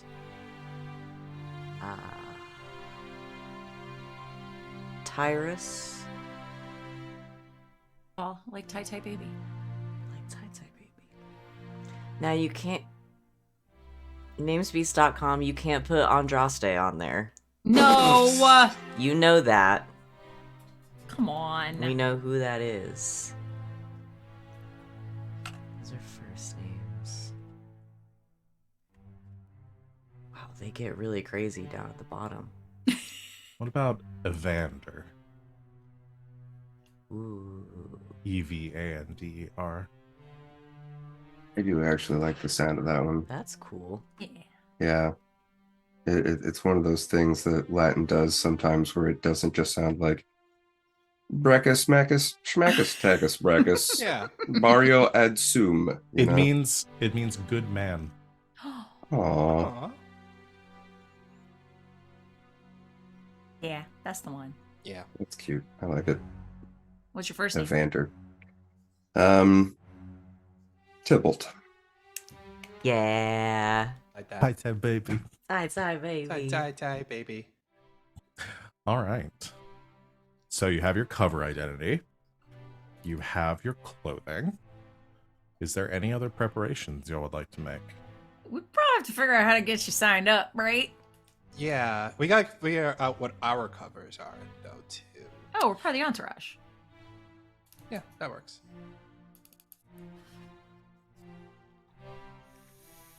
How many With of the- us can be cousins and have it be reasonable or believable? With my knowledge of Tevinter history, it would be unlikely to be interbred with the elves. Well, I imagine we're going to try to hide. Oh, yeah. That's Yeah, if y'all want to try to Heart. disguise yourselves as humans, that will probably be some checks Question. too, especially for Venehn covering up those tattoos. Oh, I don't think Venehn has a chance in fucking hell. So I think he's just gonna live his best life as, yeah, whatever. I'm an elf that's part of this entourage. You're And maybe that- they won't look so closely at the humans. Yeah, there you go. You're that rich dude.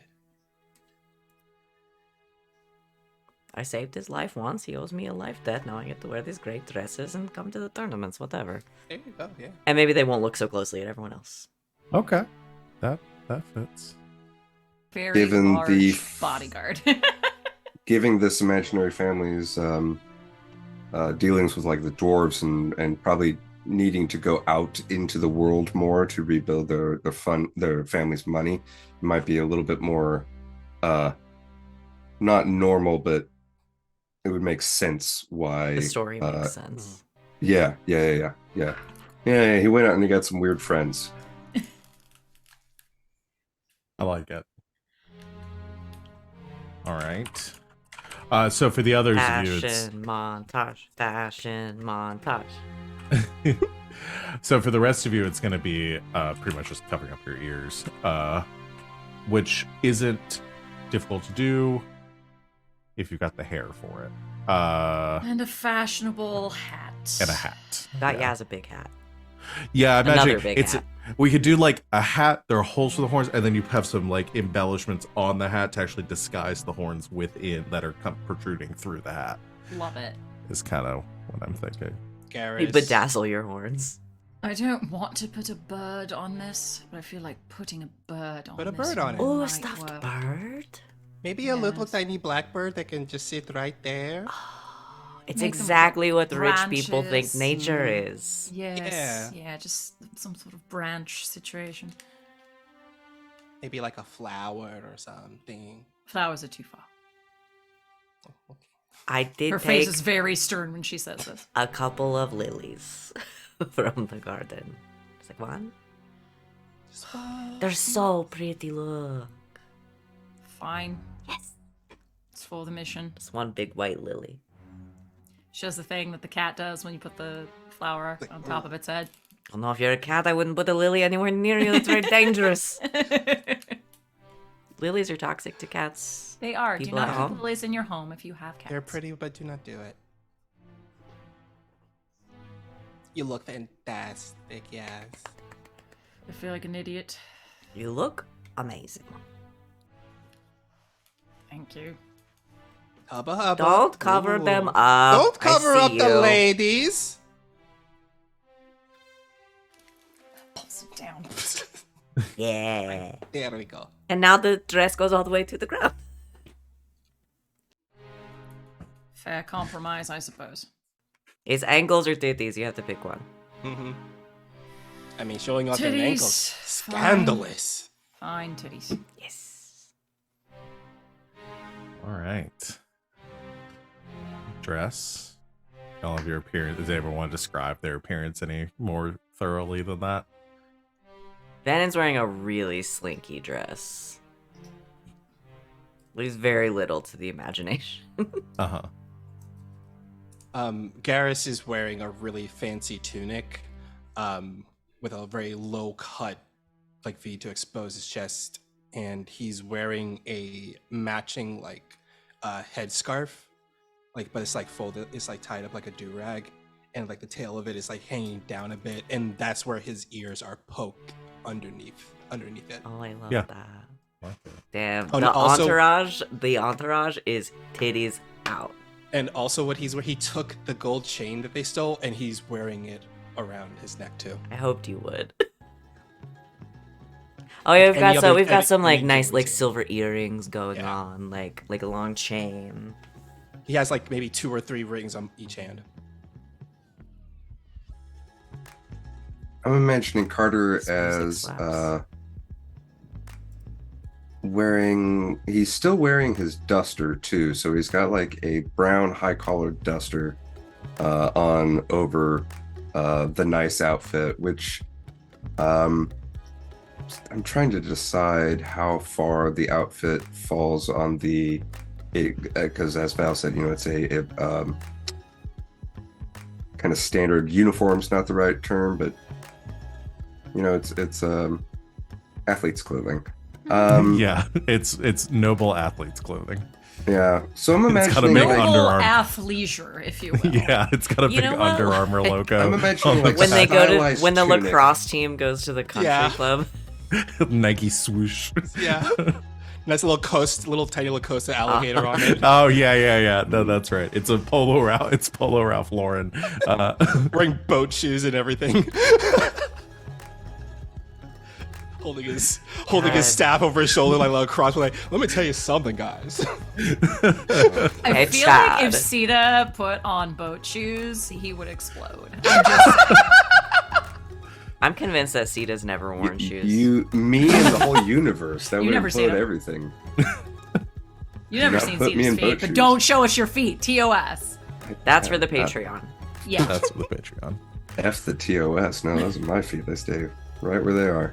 That's Anyway, the Sita all right, TOS. so I'm imagining like a loose tunic with a wide sash and a belt and some kind of baggy breeches, the kind that taper at the knee, with some calf boots and gloves and maybe a wide-brimmed hat. I have not seen a single picture of anybody from Teventer wearing a hat. They mostly But wear I think- hoods, but yeah, you could make a hat work. Yeah. I This think is an that. event, so Yeah, like a very wide-brimmed, maybe a pointy hat. Not super like cheesy wizard, but like more wide brim and just a little bit of a cone to the hat, a buckle. I like it. Stylish and- wizard. Stylish yeah. Gandalf. That And was he's gonna- Gandalf. And he's gonna put his Orlesian mask back on for this too. Ooh. That could get dicey. That could get Yeah. dicey. Until someone asks him, and then he'll say it was a spoil. Spoil of combat, a spoil of war. Okay. Okay. All right. I We'll won see how- this shit. Hmm? that is a real power play. Yeah. That is. I like that. I really like that. Yeah. Okay. So, with those preparations in play, Ooh, We- question. Quick question. Did I give the daggers to my dad? the daggers. I don't think so. Okay, because I wasn't sure if I did, because I knew he was still on my sheet. I just wanted to make sure if I did or not. Right. No. No. Oh, the daggers that Yeah. disappear if you use them. Yeah. No, No, I, don't think you I did. don't remember. you Okay, giving them to your then dad. also on Garrus's outfit, he has this really bright belt. I guess probably has rhinestones in it, and he takes the 2 daggers and slides it in the front of it like a belt buckle. This is a How? crew. How? I have a question now. Uh huh. How gauche is it to have visible weapons? Like what about ornamental weapons and stuff? Ornamental weapons is fine. Great. I have, because I post. This is a very slinky dress. I have the Viper's blade strapped to my thigh, Okay. where you can see it through the slit in the dress.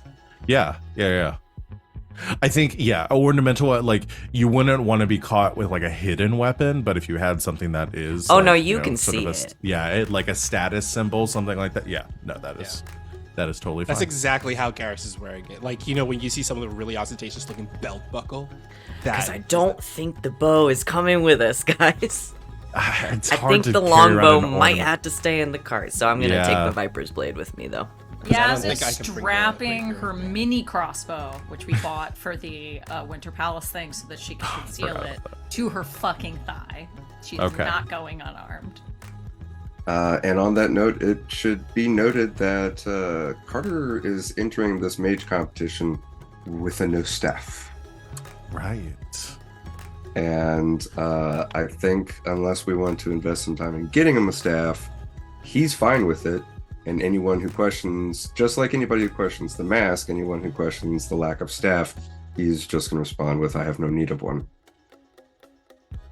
I love power play I am Carter. here for Yes. Y'all have gone from being trying to blend in to being the most interesting, That's eclectic. how we get Wow. into VIP. Val, I'm not sure we were ever trying to Gonna- blend in. I There think was a you moment where maybe y'all thought talked we about- might.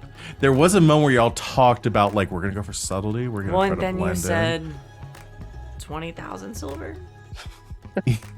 Yeah, the money blinded. in. Y'all us. are going to be eye catching between Good. Garrus with the just bright colors in a sea of And then- black and gray. But I'm just saying, Uh, this on top of everything, if anything goes wrong with the cart or anything, they're not gonna think it was ours. That's true. Y'all are peacocking, so they're not looking at your. Yeah, it's a different form Okay. of blending in. Yeah. Sure. Blending in plain sight.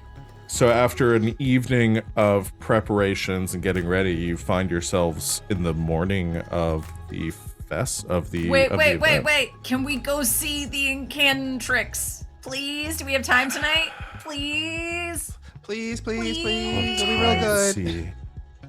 You did roll good. I'm assuming we've entered Carter and Or do we still have to do that? No, you have not. You. oh well, we asked about it earlier and then Yeah, I mean, I was saying the amount of time that it's going to take to write everything, you would have everything ready the morning of. the morning up. Oh, okay. okay. So we're just gonna show up and be like, no, he's in now. Yeah. Well, I Okay. mean, you will be able to enter him. Okay, I was making the sure we morning of. weren't gonna have to do that. Tonight. No. So we can see the incantrix I want to instead. see the incantrix. The Incantatrix. I guess Incantrix. Garrus and Venn just be like, yeah, can we go see the incantrix? Can we go see the And incantatrix? please, we don't have anything else to do. I got this other dress and I want to wear it. Give me one more S first name. Silvio. No, I have too many Silases. That won't work. Does it have to start with S? Yes. This Ah, family is no. obnoxious about it. We've done Stefan a lot. We've done Silas. So many Silases. Oh, Sonic. Sonic. Sonic. It's a ancient Dalish name. Is that I with actually- an I or a Y? Both. S-O-N. And with that, that's all the time you had left in the evening. It's now morning. All right, we're done. All right, so the four of you take the between your preparations, decide, hey, might as well have fun tonight, dressing up to the nines and heading out across the Carter, city. no drinking. Yeah, you can't be drinking tonight. Tomorrow's a big day for you. I have no intention of it.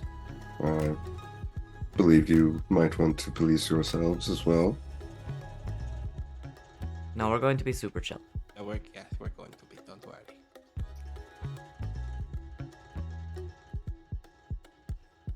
All right. You head across the city into the Vivazi Plaza. It is alight right now with evening activity, bright lights, spectacles in the streets as people are preparing for the Archon's tourney the next day. There are like groups that are heading through the streets on carrying like long poles with like a massive like drapery of some sort of like it looks like some sort of dark and like spiked creature kind of going through it's very much like like a Chinese dragon. no, well, I was thinking it was the fest like in Spain, like carnival kind of vibe is kind of what I'm getting. Yeah. Like the streets crowded, packed with people. Some in masks and costumes, some drinking. All of the venues are packed. And you can see kind of one of the crowning. There's a performance going on at the Great Amphitheater as well, and then off from that, sort of across the plaza, is the Palace Euthymia, which is a again kind of like very Roman architecture, big columns. The same bright sort of ashy marble construction as the rest of the city. Some magical kind of sparkling lights hovering over top, and a big sort of draped sign that has the name of the venue across it, and then underneath, like featuring the Incantatrix.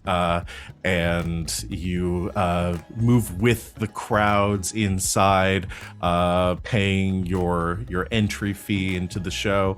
I'm gonna say 10 silver for each of you. Got it. I got it. Party funds.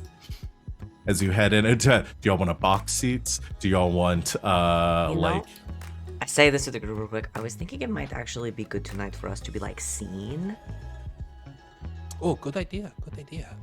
Because then like seen spending a little bit of money, like, because then tomorrow maybe makes a little more sense and we don't just come out of nowhere. Good idea. Very good idea. All right, we'll pay for box seat.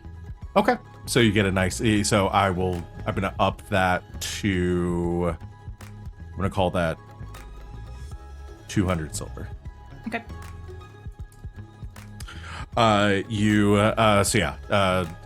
Again for the group, not each. You are ushered up at the sewers. Oh, please follow me. Up to like a side, like it brings the velvet rope parts it for you, so you can head up the stairs to the upper level, or taken to your box seats, where there is a several bottles of champagne there for you as well, and you can see out into the venue. There's tables across the floor where a lot of the clients are seated, or the clients. What is the word? I'm losing all my words tonight. Patrons. Patrons. Yes, are Patrons. The Patrons. They're all drinking Patron. Tequila. Sorry. No, we are sipping champagne tonight, and that is it.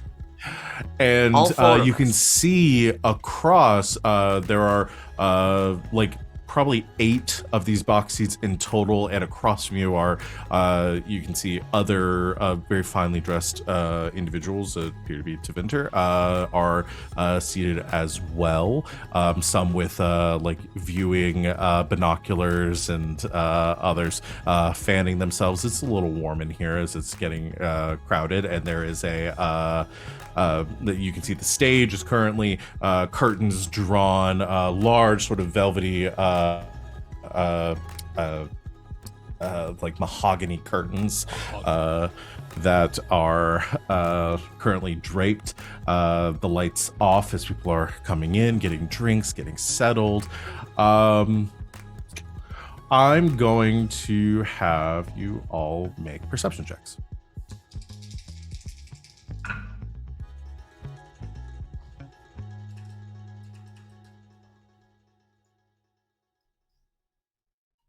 Glad we restarted it. 19. 19. Yeah, Also, I that would've need to killed you. remember on the perception seeing, if I fail the check for any reason, I am able to re-roll it.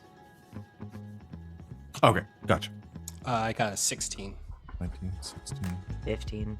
15, Roger's blinded by the razzle dazzle. 13. 13. So we had the two highs, 19, and then Garas had a 16. Mm-hmm. Okay. It's very bright in here. It's like that weird combination of like bright lights, dark corners. Like it's hard to make out faces in the crowd, and you can see like some people sitting across. It's there's a couple in one booth that are sitting next to each other. There's a small group in another. Some are filtering to the left and the right, but you can hear people moving in the boxes to the left and the right of you, but you can't see them. They're obfuscated by the columns. And as you are sitting there, Yaz, and Yaz seems to be like a people watcher, just kind of like focusing, scanning around, unconsciously, given her upbringing. So yeah, you get the impressions people sitting across are probably some higher ups in the Tevinter, maybe not magisters, but people of higher social standing that might be maybe stooping to view some more base entertainment this evening. Somebody across is clearly you see one across from you is clearly a magister there with his mistress, and they are very much sort of focused on each other and nothing happening around them. The group that is across from you, there are 4 in total, and they are equally sort of like nicely dressed, wearing some of the same fashions that many of you are adorned in. What? What are you pointing at? I'm pointing at Wally. They did this. If this is what I think it is. Continue. I'm just admonishing one of my party members here. I don't know what y'all think you think these people are, and now I feel like I have to live up to an expectation. Even Van knows. He's like, it's them. You see a group of people sitting across from you, and they are all sort of nicely dressed. You see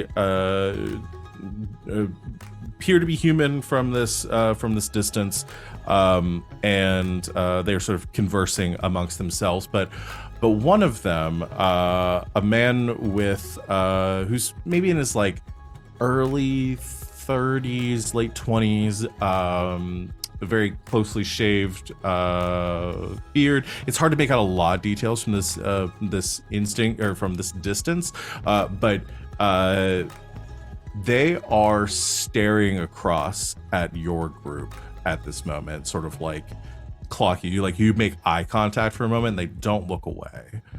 And in fact, like as they are looking at you, you see them like raise up their own glass and sort of like gesture like they know you're looking at them, and like in a toast to you, and then takes a sip and returns to conversation with the person. Is there a tall one? I mean, no one as tall as Yaz. Yeah, they're varying heights. Garas looks over. Yes. Yasmera, what's wrong? Why are you looking at those people all so weird? It looks like two women, two men, kind of sitting with each other. There's something about them. What about them? Who? He looks over at the group. Yeah, Garrus, you can kind of see across, and you notice them there. It's hard to make out with like the lights, and actually, as you're looking, like the lights begin to dim for the performance, and you can no longer like see inside their booth. They clocked us. What are we looking at? Don't be obvious. They clocked us. I don't know what it means yet, but keep an eye if you can. I can't see shit in here. Yeah, I only saw them for a little bit. I didn't see their faces. As the lights cut off, the curtains pull back, and a gentleman comes out on stage and begins to address the crowd, speaking loudly and introducing the performance and welcoming everyone there.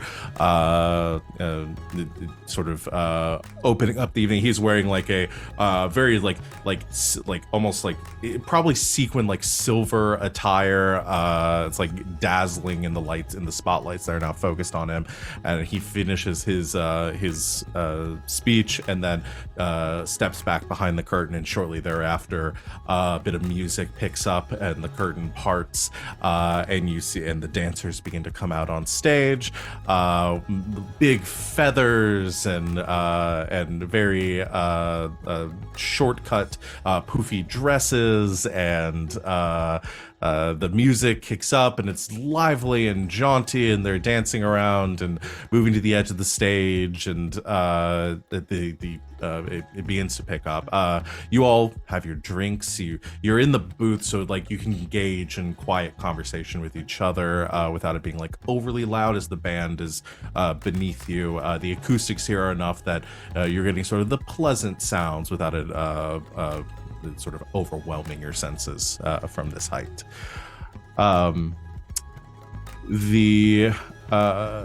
As the performance continues, there is a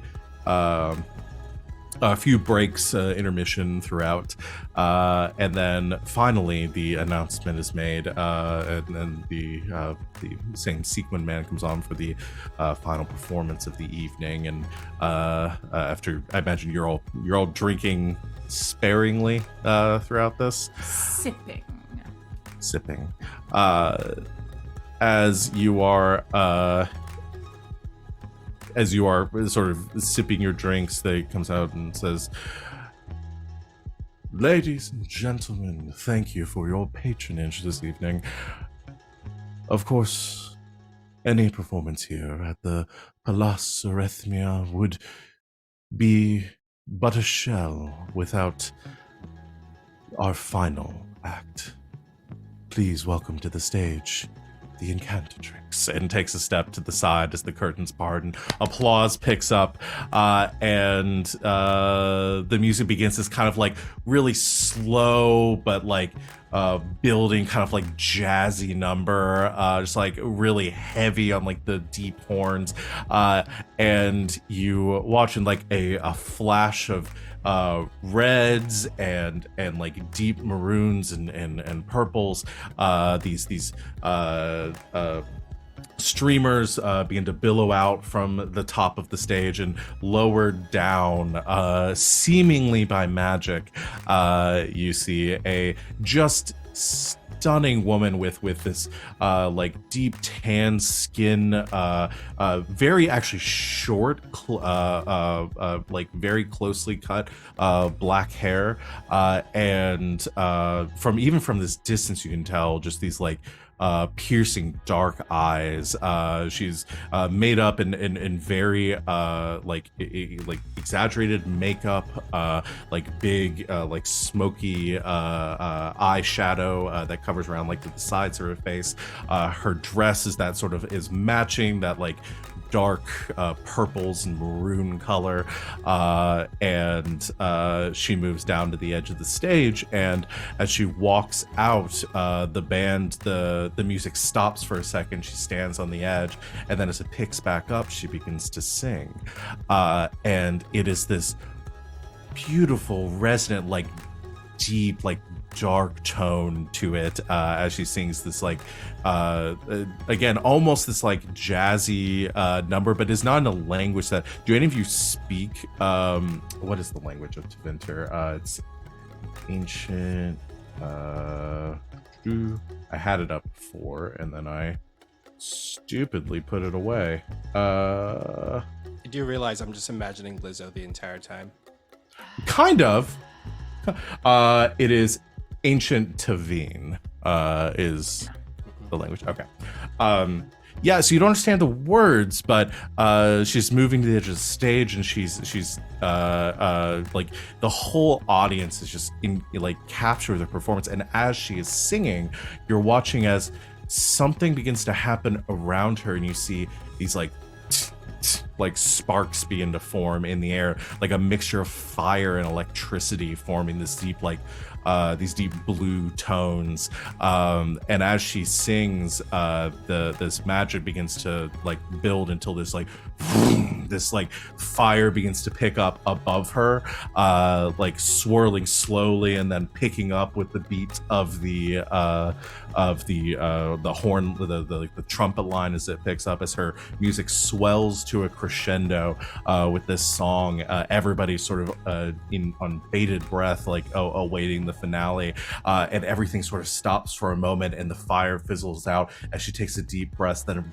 belts out just a massive final note, and there's an explosion of fire around her that swirls almost like straight past the booths, swirling through the crowd, crashing back down onto her, and there's like a moment of pause of like fright in the crowd as this spell seems to hit her, and then as it fizzles away and this last note resonates and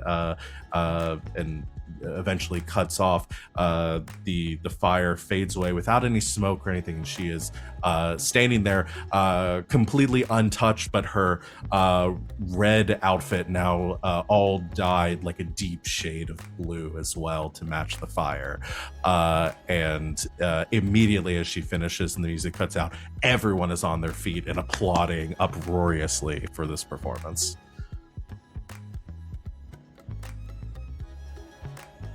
Garas instantly glances up at where Yasmera was gesturing to.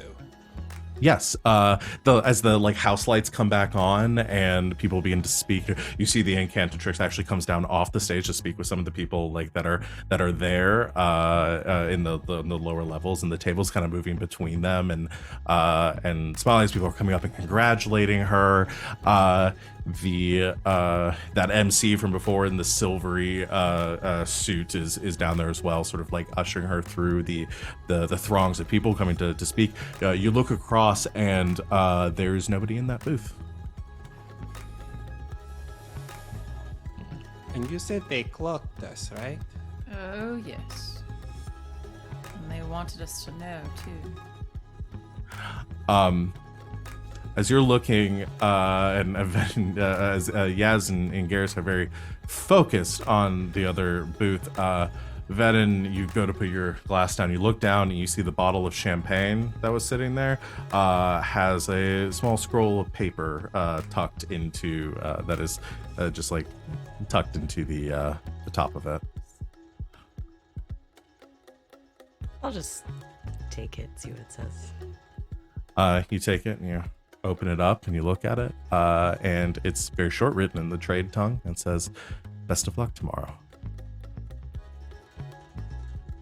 No signature or anything? No. Check your purses. Check my person. You check your person. Nothing is missing. A challenge then? I think it is a challenge. Oh my gosh, do you think they have like versions of us over there? Like there's a tall one, there's a short one. No, that's ridiculous. Oh. But I think they think they're better than us. They wish. I think we might have some more planning to do. Yep, we cannot take this one lightly, because this is not personal.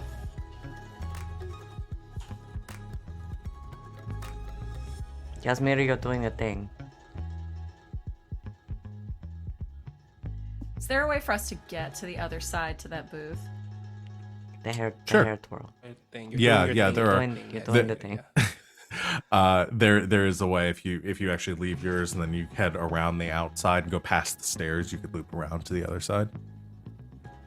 Silently, Yaz gets up and heads that way.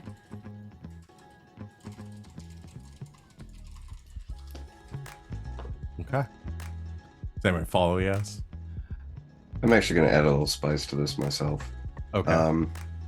With a little bit of storyteller liberty here, if you'll give it to me. I think the song that Carter and Eckert danced to back in Valroyo in the Plaza de Rose was an Orlesian bastardization of the song that we just heard. Okay. And from the second the song started, he was enraptured, but his body posture never changed. And when you guys started talking, he was just kind of looking down at the Incantatrix.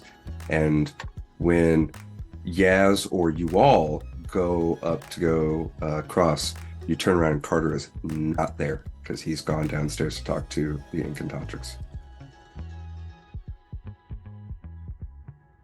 Garas, we're going to have to split up. Oh boy, yeah, I'll go after Garas. I'll go after, and he hurries You go down. after Garas? I'll go after Garas. He hurries down after Carter. Oh, I'll go after Garas. Look, I found him. said sip the champagne. Okay, I'll go with yes.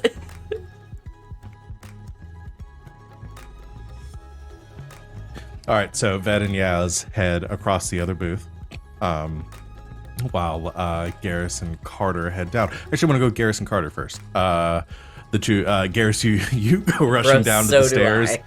And follow you. It's I don't imagine Carter's like running or anything. So with a moving quickly, kind of pushing through the crowd a little bit, you can catch up with Carter just as Carter is about to come face to face with the Incantatrix as she is moving through kind of like the front of the venue to like see everyone off for the night. People are again moving up to her and like shaking her hand, and she's very again everything about it like moving is like very fluid, rehearsed. Like nothing seems to catch her off step as she's moving again in this beautiful blue like shimmering dress that is trailing behind her, and that the MC from before is kind of moving ahead and helping her through the crowd and making sure nobody's crowding up too much on her.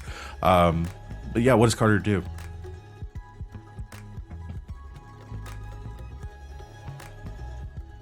I think Carter would attempt to time it very critically so that as her entourage is kind of pushing forward, trying to make way, but obviously they're not like body to body with her. So I think Carter is trying to just get the exact moment where he can slip in right in front of her and give a bow and try to introduce himself and see if that works. Okay. I'm debating should this be...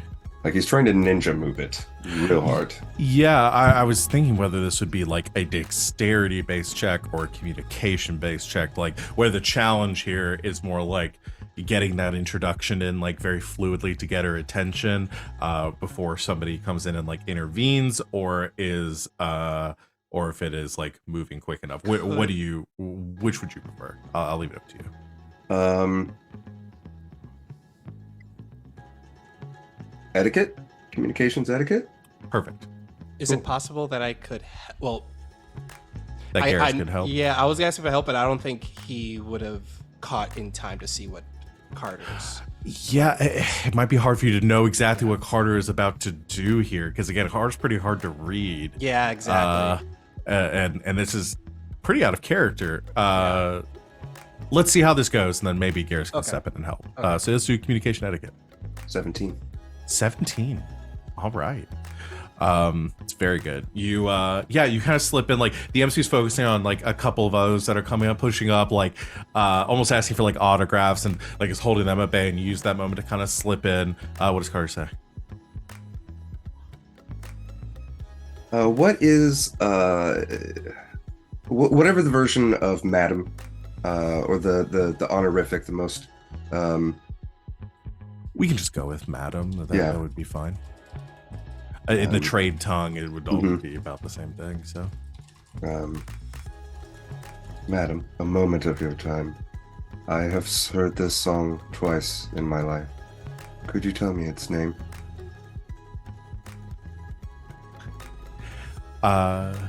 she pauses and looks to you, and again, you are now up close with her, and you can smell like this very like is strong perfume, but there's like almost like a calming, like it's not like overpowering or like obnoxious in any way. It's very soothing, like a scent that you can't quite place that seems familiar to you.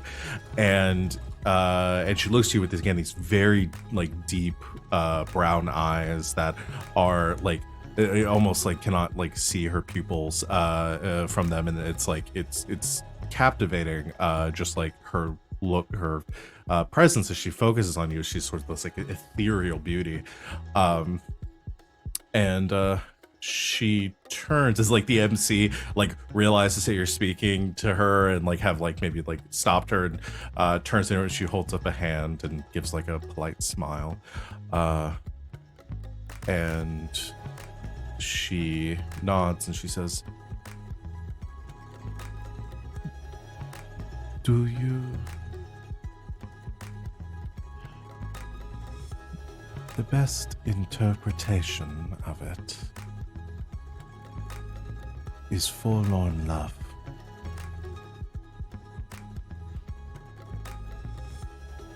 So, as intense as her eyes are, so is Carter's gaze, and he's held on to it steady through all that. And he says, "The first time I heard it, it changed my life forever. The second time I have heard it is the most beautiful. Thank you for this experience, madame. Have a wonderful evening." And he'll bow and step out. She gives just sort of like a knowing smile to you. And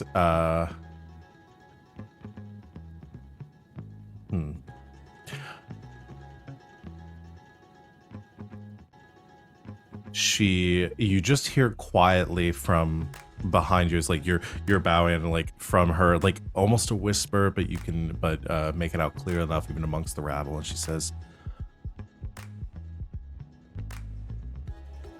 "A lost love is better than one that is never found." And by the time you've stepped away and looked up, she's moved on to the next group to speak with them.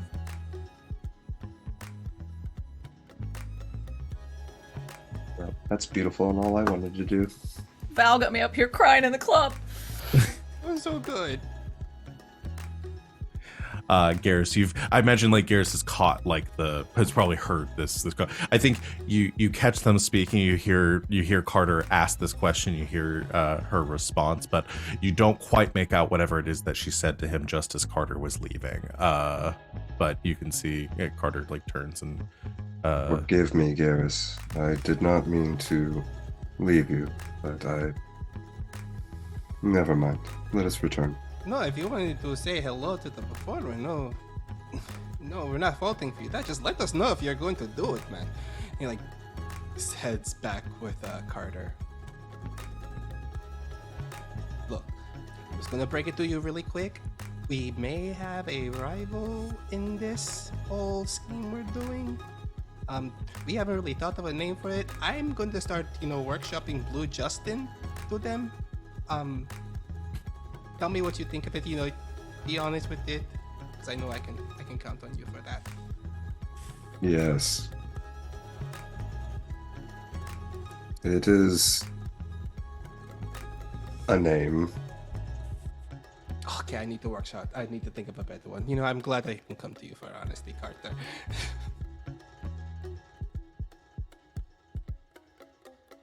I think Carter doesn't. He gives a little elbow nudge, and that's what you get out of him at that time. Which physical contact out of Carter, man. That's more than That's a dozen big words. deal. Yeah.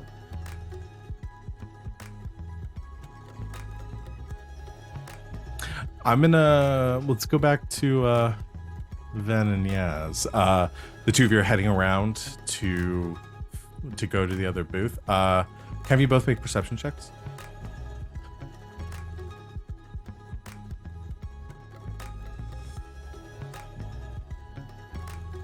$22. 654 plus 7. Okay. Sorry, I'm scrolling to my modifier. 17. 17. Okay. Yaz, you catch it first, but Venehn, you kind of follow Yaz's line of sight and you catch it immediately after. You're heading around to where there are a couple of staircases that lead out, like as the performance has ended, to allow everyone to leave quickly. As the same, like upper, this level here is also where people on the balcony have left from. And as you're skirting around, kind of moving through the crowds to head around to that balcony, that box that you saw before, there is a side staircase that seems to be leading out through maybe a side entrance to the venue, and you just catch, turning around the corner, you catch the side profile of the man that you caught eyes with before, as he seems to be leaving out through the side of the venue. Follow his ass. Stealthily. Make stealth checks. I'm going to activate shadow mode. Okay. Don't challenge me. Don't challenge me and expect I'm not going to come full force. Jeez. Let's see.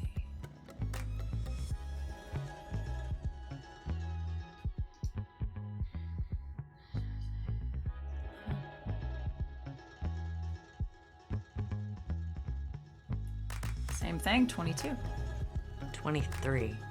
Oh. Virtual high five. Silently.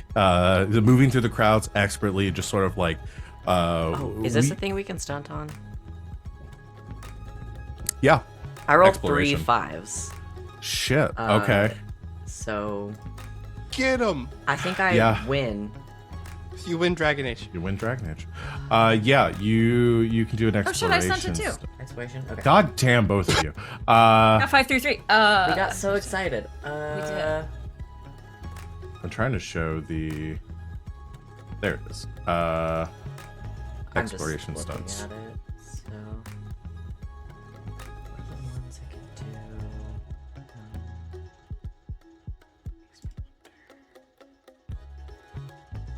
I'm gonna do that makes me wonder for 2 and advantageous positioning.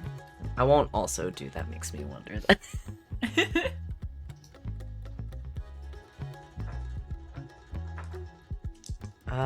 I got 5. So make another perception check. Yes. With pleasure.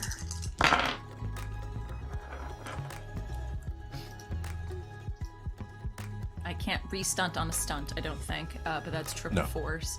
Jeez. I don't think y'all have rolled a 1 today. Been rolling hot today. It's No, I mean my everyone day. last perception check was pretty bad. My perception is just high. Yeah. Oh no, 19 again. Oh no. There we Oh, go. no. Start the clock. Bye. Start the clock again. That's not a row, that's right. Yeah, so let's restart.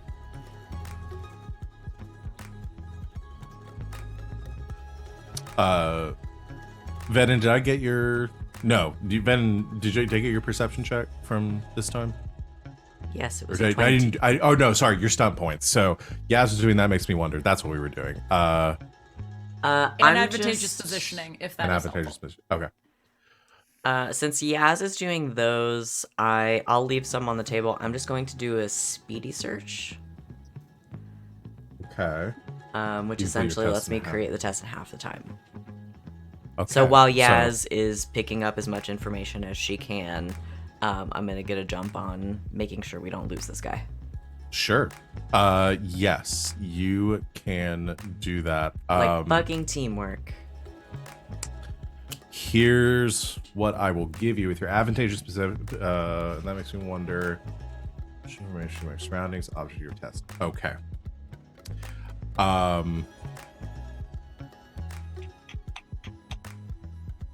Yes. All right. So you notice as you're moving through the crowds, the two of you reach the bottom of the staircase. And you're actually being let out into like a side alley that cuts through between two of the main thoroughfares. Back out to your right would be the front of the venue, where most of the people are. There are still some crowds of people that are heading the opposite way too. There's more nightlife going off in that direction. As you're reaching the bottom of the stairs, Yaz, you notice, you see that man from before. He's taller, I would say maybe like 6'2", so he's a little bit above some of the crowd. You can make him out as he is moving forward. Next to him is one of the women that was with him from before. She is also wearing a sort of a Tevinter style dress with kind of a higher collar, and both of them dressed in blacks and grays.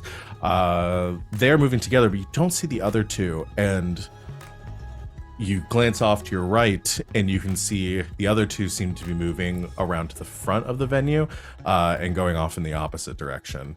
They appear to have from your position, you're able to tell that they've split up. Venehn, with your check, I'm going to give you, based on what y'all decide to do in this moment, give you the option of catching up to either group. But what do you do? I think really quickly. Yeah, I think really quickly. Yaz is just like, follow the split. I'll follow the main crew. On it. Yeah, essentially they split up to 2 and 2. So 2 going one way, 2 going the other. Yaz is going after shortcut beard. I'll go after the other ones. Okay. Venehn quickly off to the side, weaving through the crowd to follow them. Yaz, you're heading off to follow the other two. Are y'all just following them? At the moment, yeah. Okay. Casing. These two head down to the thoroughfare and hang a left, and they start heading down the road. Venehn, the other ones, they actually look like they're heading like across the square to in pretty much the opposite direction. So you begin to follow while Carter and Garas are you all going back out the front of the venue, or are you all looking for Venehn and Yaz? Because if we went up to the booth and they're already gone, gonna head out the front of the venue.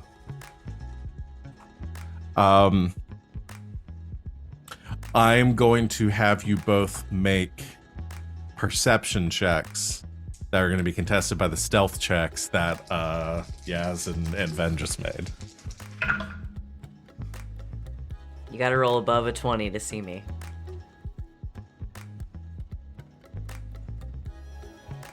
I got had the 18. 23. I had the 22.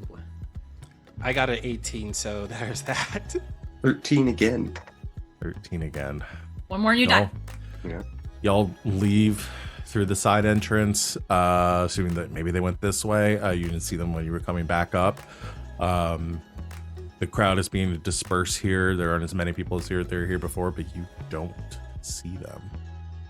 Where did they go? I mean, hope they're okay.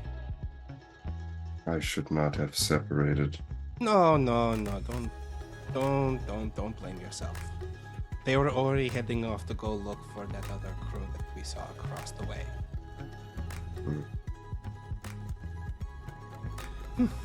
They'll probably go back to the inn anyway, so let's make our way there. Should we not wait for them here a moment longer? Yeah, you're right. Let's wait a little bit longer.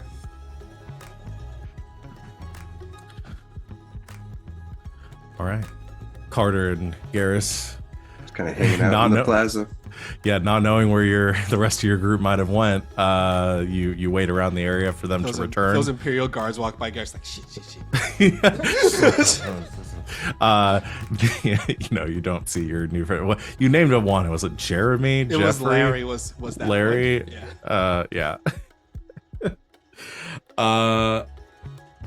All right. Let's go with Venn. God, we've split the party. Did it. Then you follow them across the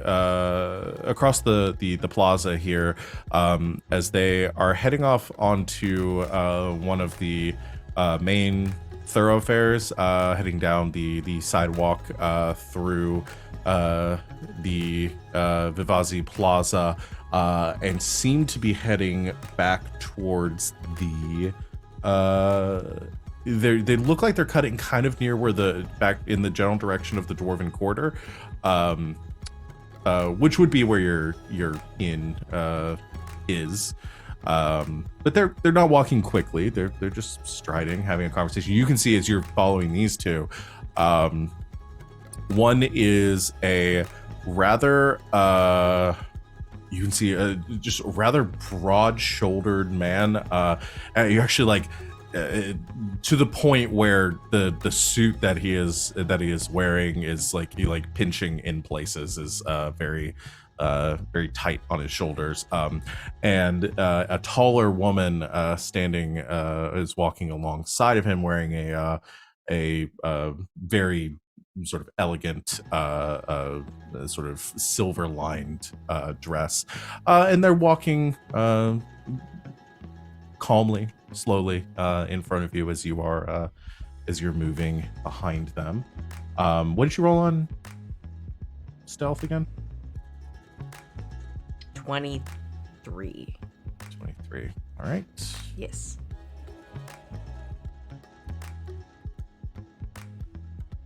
Okay. You're following them, or keeping a distance. How is Venn following them right now? I think I guess in this situation there aren't a lot of other people around, probably. This still like kind of carnival thing is going on here. Okay. It's not nearly as crowded as it was before. It's not like packed like shoulder to shoulder, but there are definitely people like, a lot of people yeah. around. Okay. Yeah, I think because is dressed very nicely, has like been following them at as much of a distance as he can give without losing them, and then once it gets a little bit more crowded, will close that distance a little bit, and then is just like sort of doing carnival. If it will sort of like stop at a booth and like browse like some like merchants wares, or like be sort of taken with a stilt walker that's sort of coming down the thoroughfare, but is just just trying to blend in with the event, while keeping an eye on them and just kind of walking the same general direction that they are. Okay. You are maybe a perception check.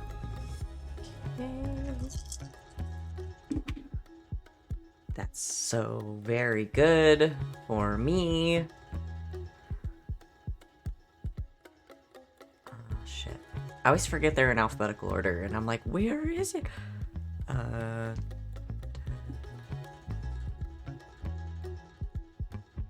16. Okay.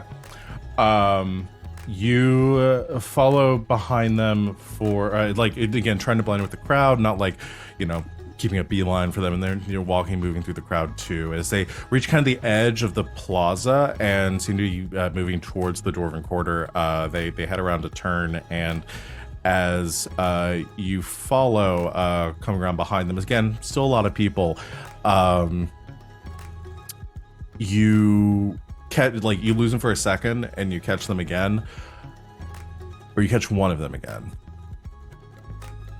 You see the man is still walking ahead of you, but the woman in the dress is no longer there. Shit. and then you just feel an arm loop through yours and says, "There you are, darling." Ah!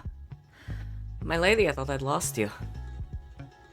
As you see this beautiful, like slender, tall woman, maybe how tall are you again? You said 5'6"? Like 5'6" at Okay. the tallest. She's She's probably wearing like heels, so maybe 5'8", 5'9".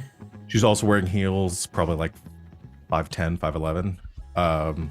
So a little taller than you. Okay. The man she was going with is probably like about the same height as you, maybe a little bit taller. Okay.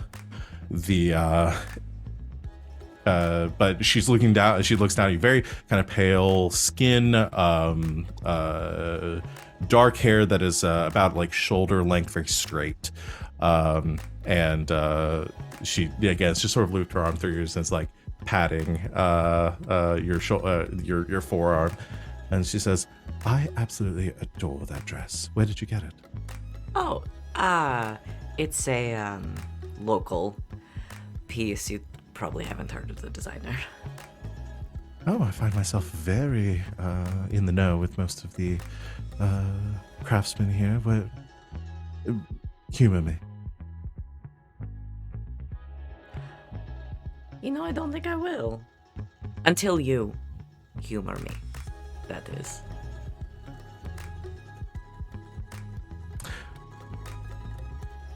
How do you find your time in Minrathis? Wonderfully exciting so far. Shall we have a drink? And talk? I would love to. However, I do find myself with engagements on the morrow that very much require my attention. And as tempting as it is, you do cut quite a figure in that dress. I'm afraid I will have to decline.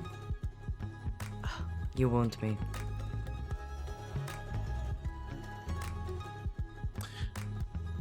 Perhaps, should events tomorrow transpire as they are supposed to, then I'll take you up on that offer. And how are they supposed to transpire? Well,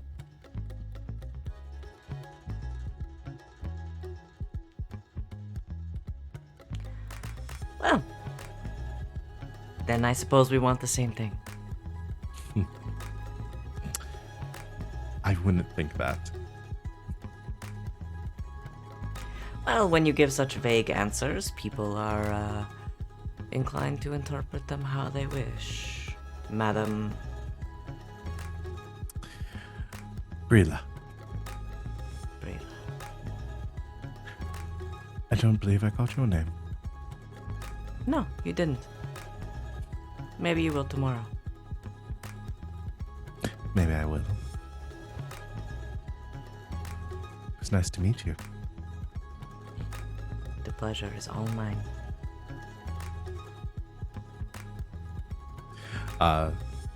She releases your arm. Make me a... You got 16 before? Yes. I'll roll that forward. You catch something just for a moment. She's very fine, like very delicate features, very pale skin. There's slight discoloring to it at this distance as you're this close to her. And you can just barely make out some markings around her face. Our people know each other. But she moves off away from you to forward and sees her escort, who had moved maybe like a half a block ahead, but it's like turned and has like stopped and is facing down the sidewalk in your direction. Like again, very strong features, broad chest. You can see he has a outline of a scar going down the side of his face, and something akin to like a burn mark peeking up through the collar of his under the collar of his shirt.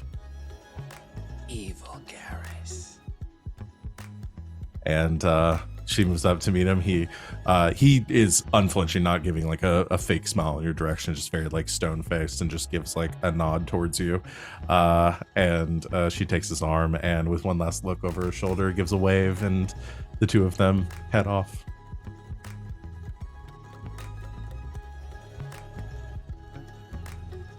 Does Venehn go back? Yeah. Or does Venehn? Okay. Well, I'll let them be. Yaz, what did you roll again? 22 on stealth, 19 on perception. Okay. I forgot to mention before when I rolled her perception check, she got 24. So that's why she clocked you, Venehn. Seems and right. then you got a 16 on perception. She got a 17 on stealth. Yeah. Oh, Just She beat me by barely one beat both you. times. Barely beat you on both of those. We are matched. clearly meant to fall in love with each other. Clearly. As Yaz, you are following the others. They are moving down they've gone like the street over and are heading off. They are actually kind of following this like winding street that you probably are not familiar enough with Minrathous to know exactly where it's going, but it is much less crowded here. They've moved right from the plaza. It is there are some people walking around, but it's not necessarily crowds. It's like some couples, some small groups moving through here, and they're moving at a fairly brisk pace, not running by any means, but they're moving quickly down the street. Again, the gentleman, tall with the short hair, has leading like a little bit of like salt pepper flakes, and is moving with his companion's arm sort of looped through his. How is Yaz approaching this? Is you don't have necessarily a crowd to. She don't need one. She has Walking. the shadows. That's right. You do have. Did they have disadvantage on perception checks to find you, or what is Oh the? no, I get bonuses to my stealth. And if they try to hit me for any reason, it's harder. Okay.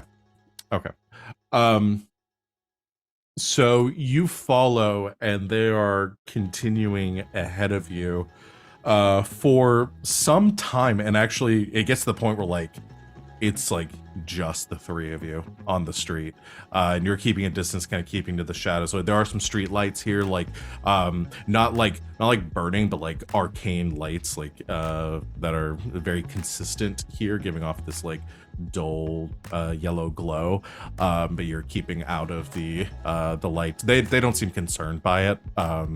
Occasionally you'll see the woman like glancing over her shoulder, but she doesn't seem to notice you as you are moving quietly behind them. Just following? For the moment, kind of want to get an idea of where they're going first. Yeah, they turn onto a street, and you realize you've been on this road, and as you kind of orient yourself where you're at, they begin walking straight towards the gardens. Okay. Let's see if they go in the quote-unquote proper way, or if they are going a different way. Yeah, they walk towards the gate, and they slow a bit to get. The gentleman gives a gesture to one of the guards, and the guard just stands there and gives a nod in return, and they continue walking through.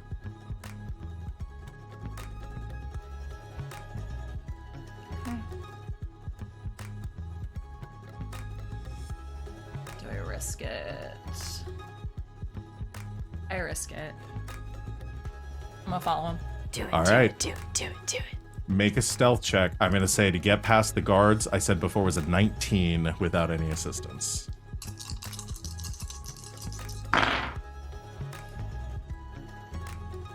Trip fives for another 22. 22. With 5 stop points. Nice. Well, you can decide Flirt. if you want to spend. Flirt. I don't think flirt is an option on She the flirts with the exploration darkness. stunts. Yeah, Whatever the darkness. I flirt with the Flirts shadows. back. Personally, I'd go with Puss and casting. It gives you +1 to your spellcasting power. Oh no, thank you. For sure, I'll for take sure. that into Yeah. consideration. You just for take sure. any stunt. Any stuff what you want. Yeah. Yeah, it just starts casting You know magics. what? Just in case, because she's feeling a little squirrely right now, I am doing the. Your shadows. Your Yeah, camera can't shadows. even see you. I know, right? I am actually going to use, for the first time, my decoy mode, at least for right now. So I'll Substitution jutsu. yeah, I'll spend 2 for my decoy mode just in case. And I will. Yeah, I'm gonna do another That Makes Me Wonder. I don't know why, but my cartoon brain just pictured the decoy as just a tall stack of garbage cans with the words that I am Yaz on it with 2 Yeah. horns. What on is it. the what is the It's not decoy far mode from do? what I was 'Cause- thinking. I was Uh, imagining the log, but with like Yaz's horns. Yeah. Just poof, and a log appears with 2 Kinari horns on it. Incredible. So while in shadow mode, you can perform the decoy stunt for 2 stunt points. You make a dexterity stealth check, noting the result. Anyone attempting to target you with a ranged or melee attack must beat your test results with a perception seeing. If they fail, they attack one of these quote-unquote decoys. Okay. So just hedging my bets here, just in case someone walks around the corner and tries to whack me with a stick or something. Okay. No one seems to do that. You slip past the guards without them knowing. You still see the 2 moving ahead of you. Did I have you make the perception check? Nope, check not yet. Okay.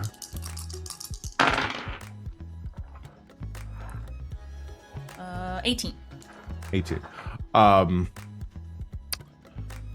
You follow them down this street, and they go past a few estates, winding around past a fountain square here in the center, and then crossing the road until they approach a estate near the end of this line, and move towards the front doors and then head inside. They use a key. Yes, it does appear that they stop, unlock it, and move in. Is there a crest on this house? Would I recognize it? There is. I doubt you would. I don't know if Niaz actually has an almanac of all of the. 100%. Or if I could just jot it down.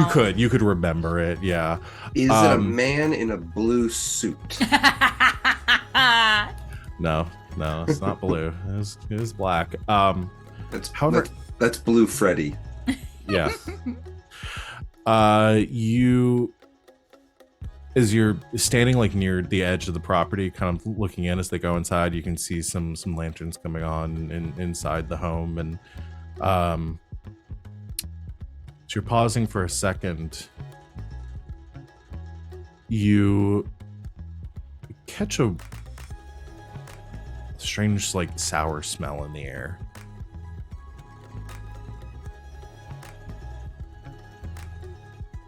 Is it something I would recognize?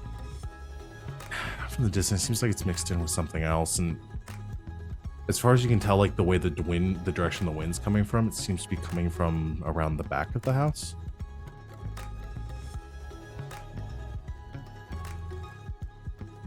If they've gone inside, I'll go check it out. Move around the back.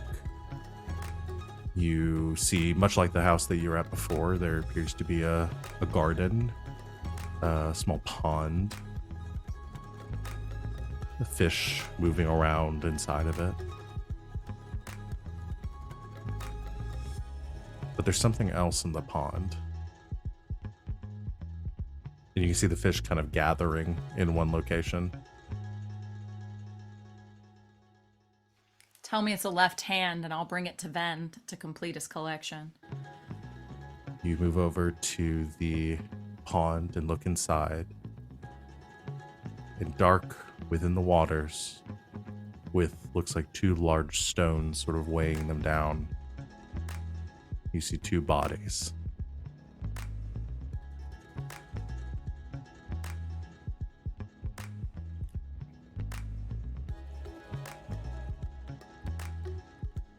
Okay.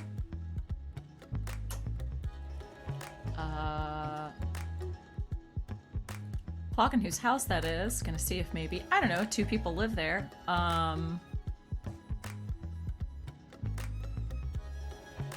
Okay.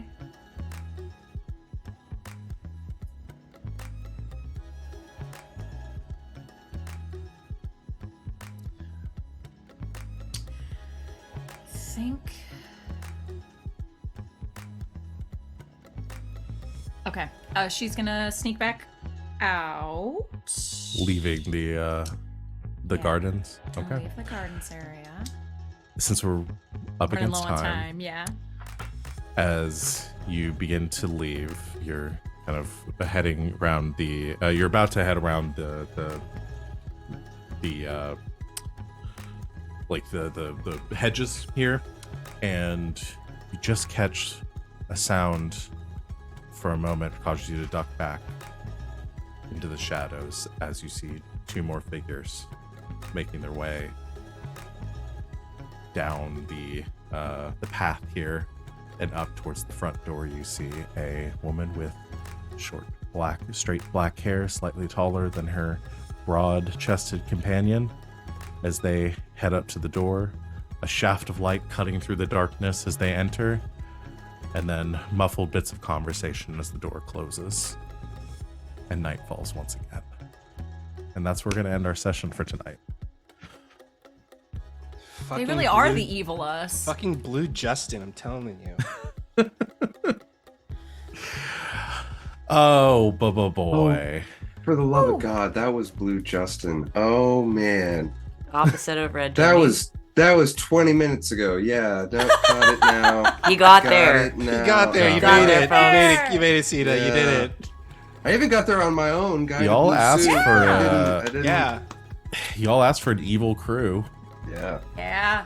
Yep. It's the evil us. Listen, what's a little murder between friends? They ain't our friends. We've all done a little murder. Exactly. all done it. Yeah, I don't want anyone in this group getting up in arms because they killed a couple people to take their home. Oh, like, no. Well, no, that's why I was like, I mean, if they were really rich, like, fuck them, I guess. yeah. Oh yeah. It's like it's not like we haven't murdered people. Exactly. Well, while y'all try to decide what to do about all of this, that is where we're going to end our session for tonight. So let's do our stars and wishes. And you want to start with Van, as usual. My star goes to Garas for the fun pep talk with Carter. I loved it. And also, anytime Garas gets punched is very fun. Mm-hmm. But just in general, Yeah. I think it's very fun and good. So that's my star. Garas is doing his best out here. And I respect it, and I like it. My wish. I want to fight them. I want to fight them. I want to have a big scary fight with them. Whoever they are. Whoever they are. They're Blue Justin. We established this. I'm not calling them Blue Justin, okay? I just want to make expectations clear. As part of, I want to do that as your GM and facilitator of this game. I feel like I should set expectations. They are in no reality going to be called Blue Justin. That doesn't okay? stop. That doesn't Well, stop us from that's calling. all them right. That's Justin. fine. Y'all can call them that Title all you is the want. Work associates of Blue Justin. Yes, The work associates of Blue of Blue Justin. Justin. The co-workers of Blue Justin. The colleagues of Blue Justin. My wish continues on.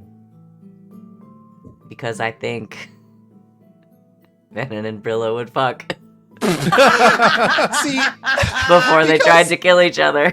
Yes. because I was gonna have like if Venn came back to Garas and Carter before the game ended, I was gonna have like Garas just look at Venn and be like, "Did you make out with someone recently?" You know, just because they got those vibes. One more secret rendezvous. Dangerous liaisons. Yes, exactly. Yeah. Love it. Sus All right. and the dangerous. Listen, that's on you, my dude.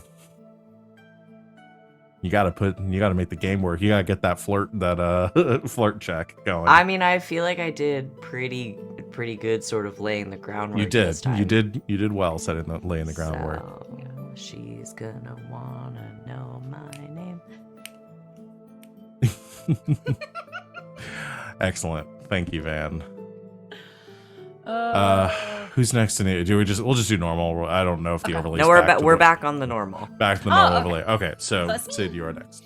My star goes to, I mean, mainly Sita, but also Val for facilitating me crying in the club yet again. Just that entire scene with Carter, and the singer.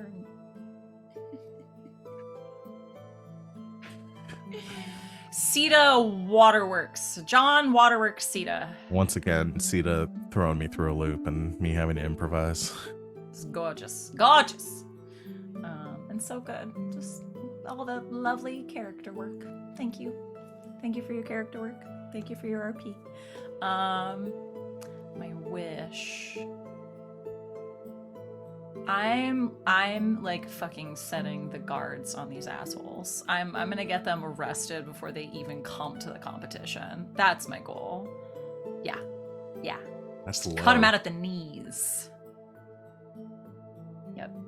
I mean, to be fair, that is something they would do, and not as a way to like rat on them, but just say, okay, let's see how good you really are and get out of Let's this. see if you can get out of prison to Yeah. compete in this. I'm gonna send the guards after the stinky, smelly, like bodies rotting in your pond, and we'll see what happens.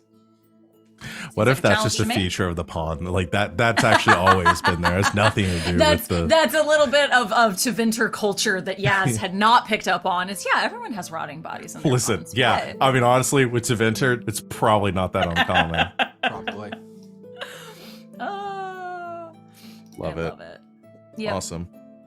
Thank you, Sid. Wally.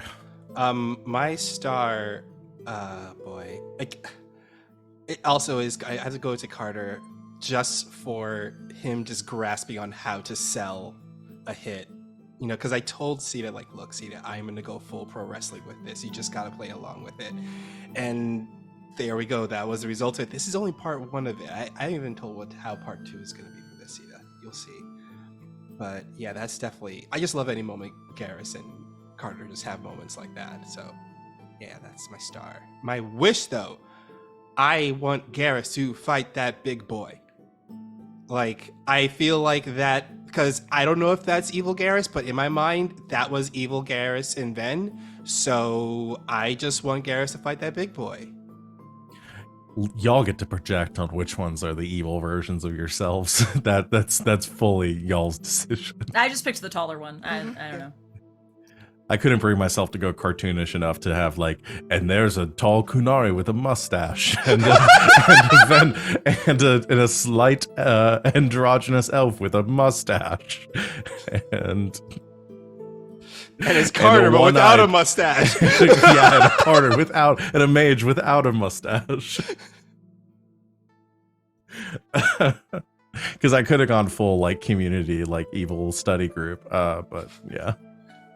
Man, I think we are definitely projecting who we think. Like we're just jumping right in on some. Yeah.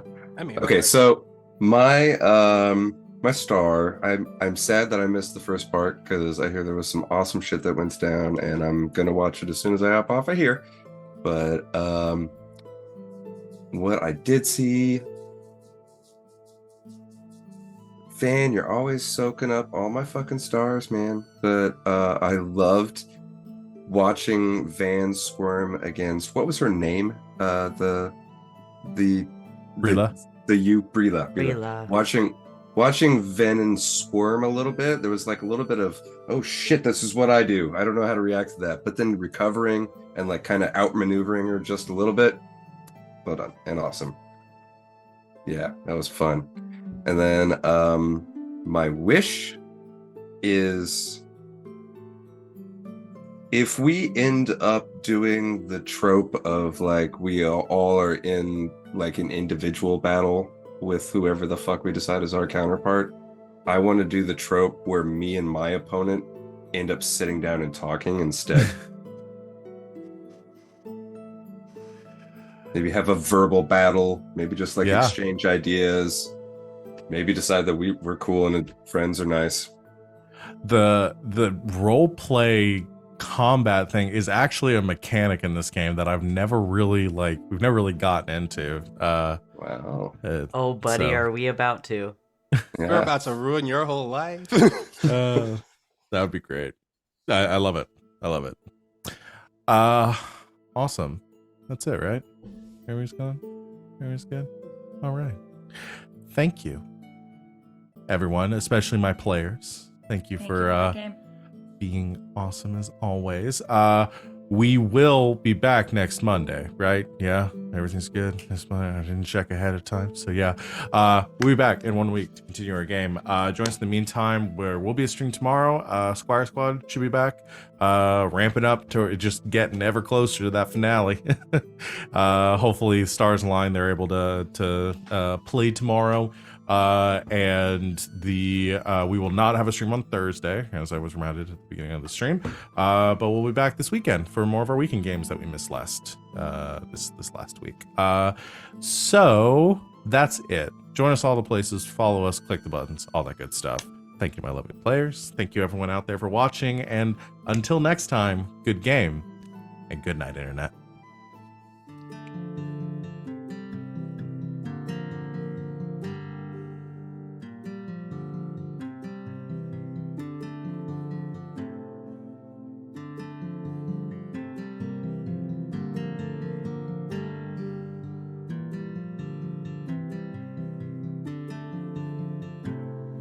Par-delà le temps, la menace grandit. Si loin dans le silence, on entend ses cris. Par-delà les terres, son nom fait frémir. Préparez-vous, le néant arrive.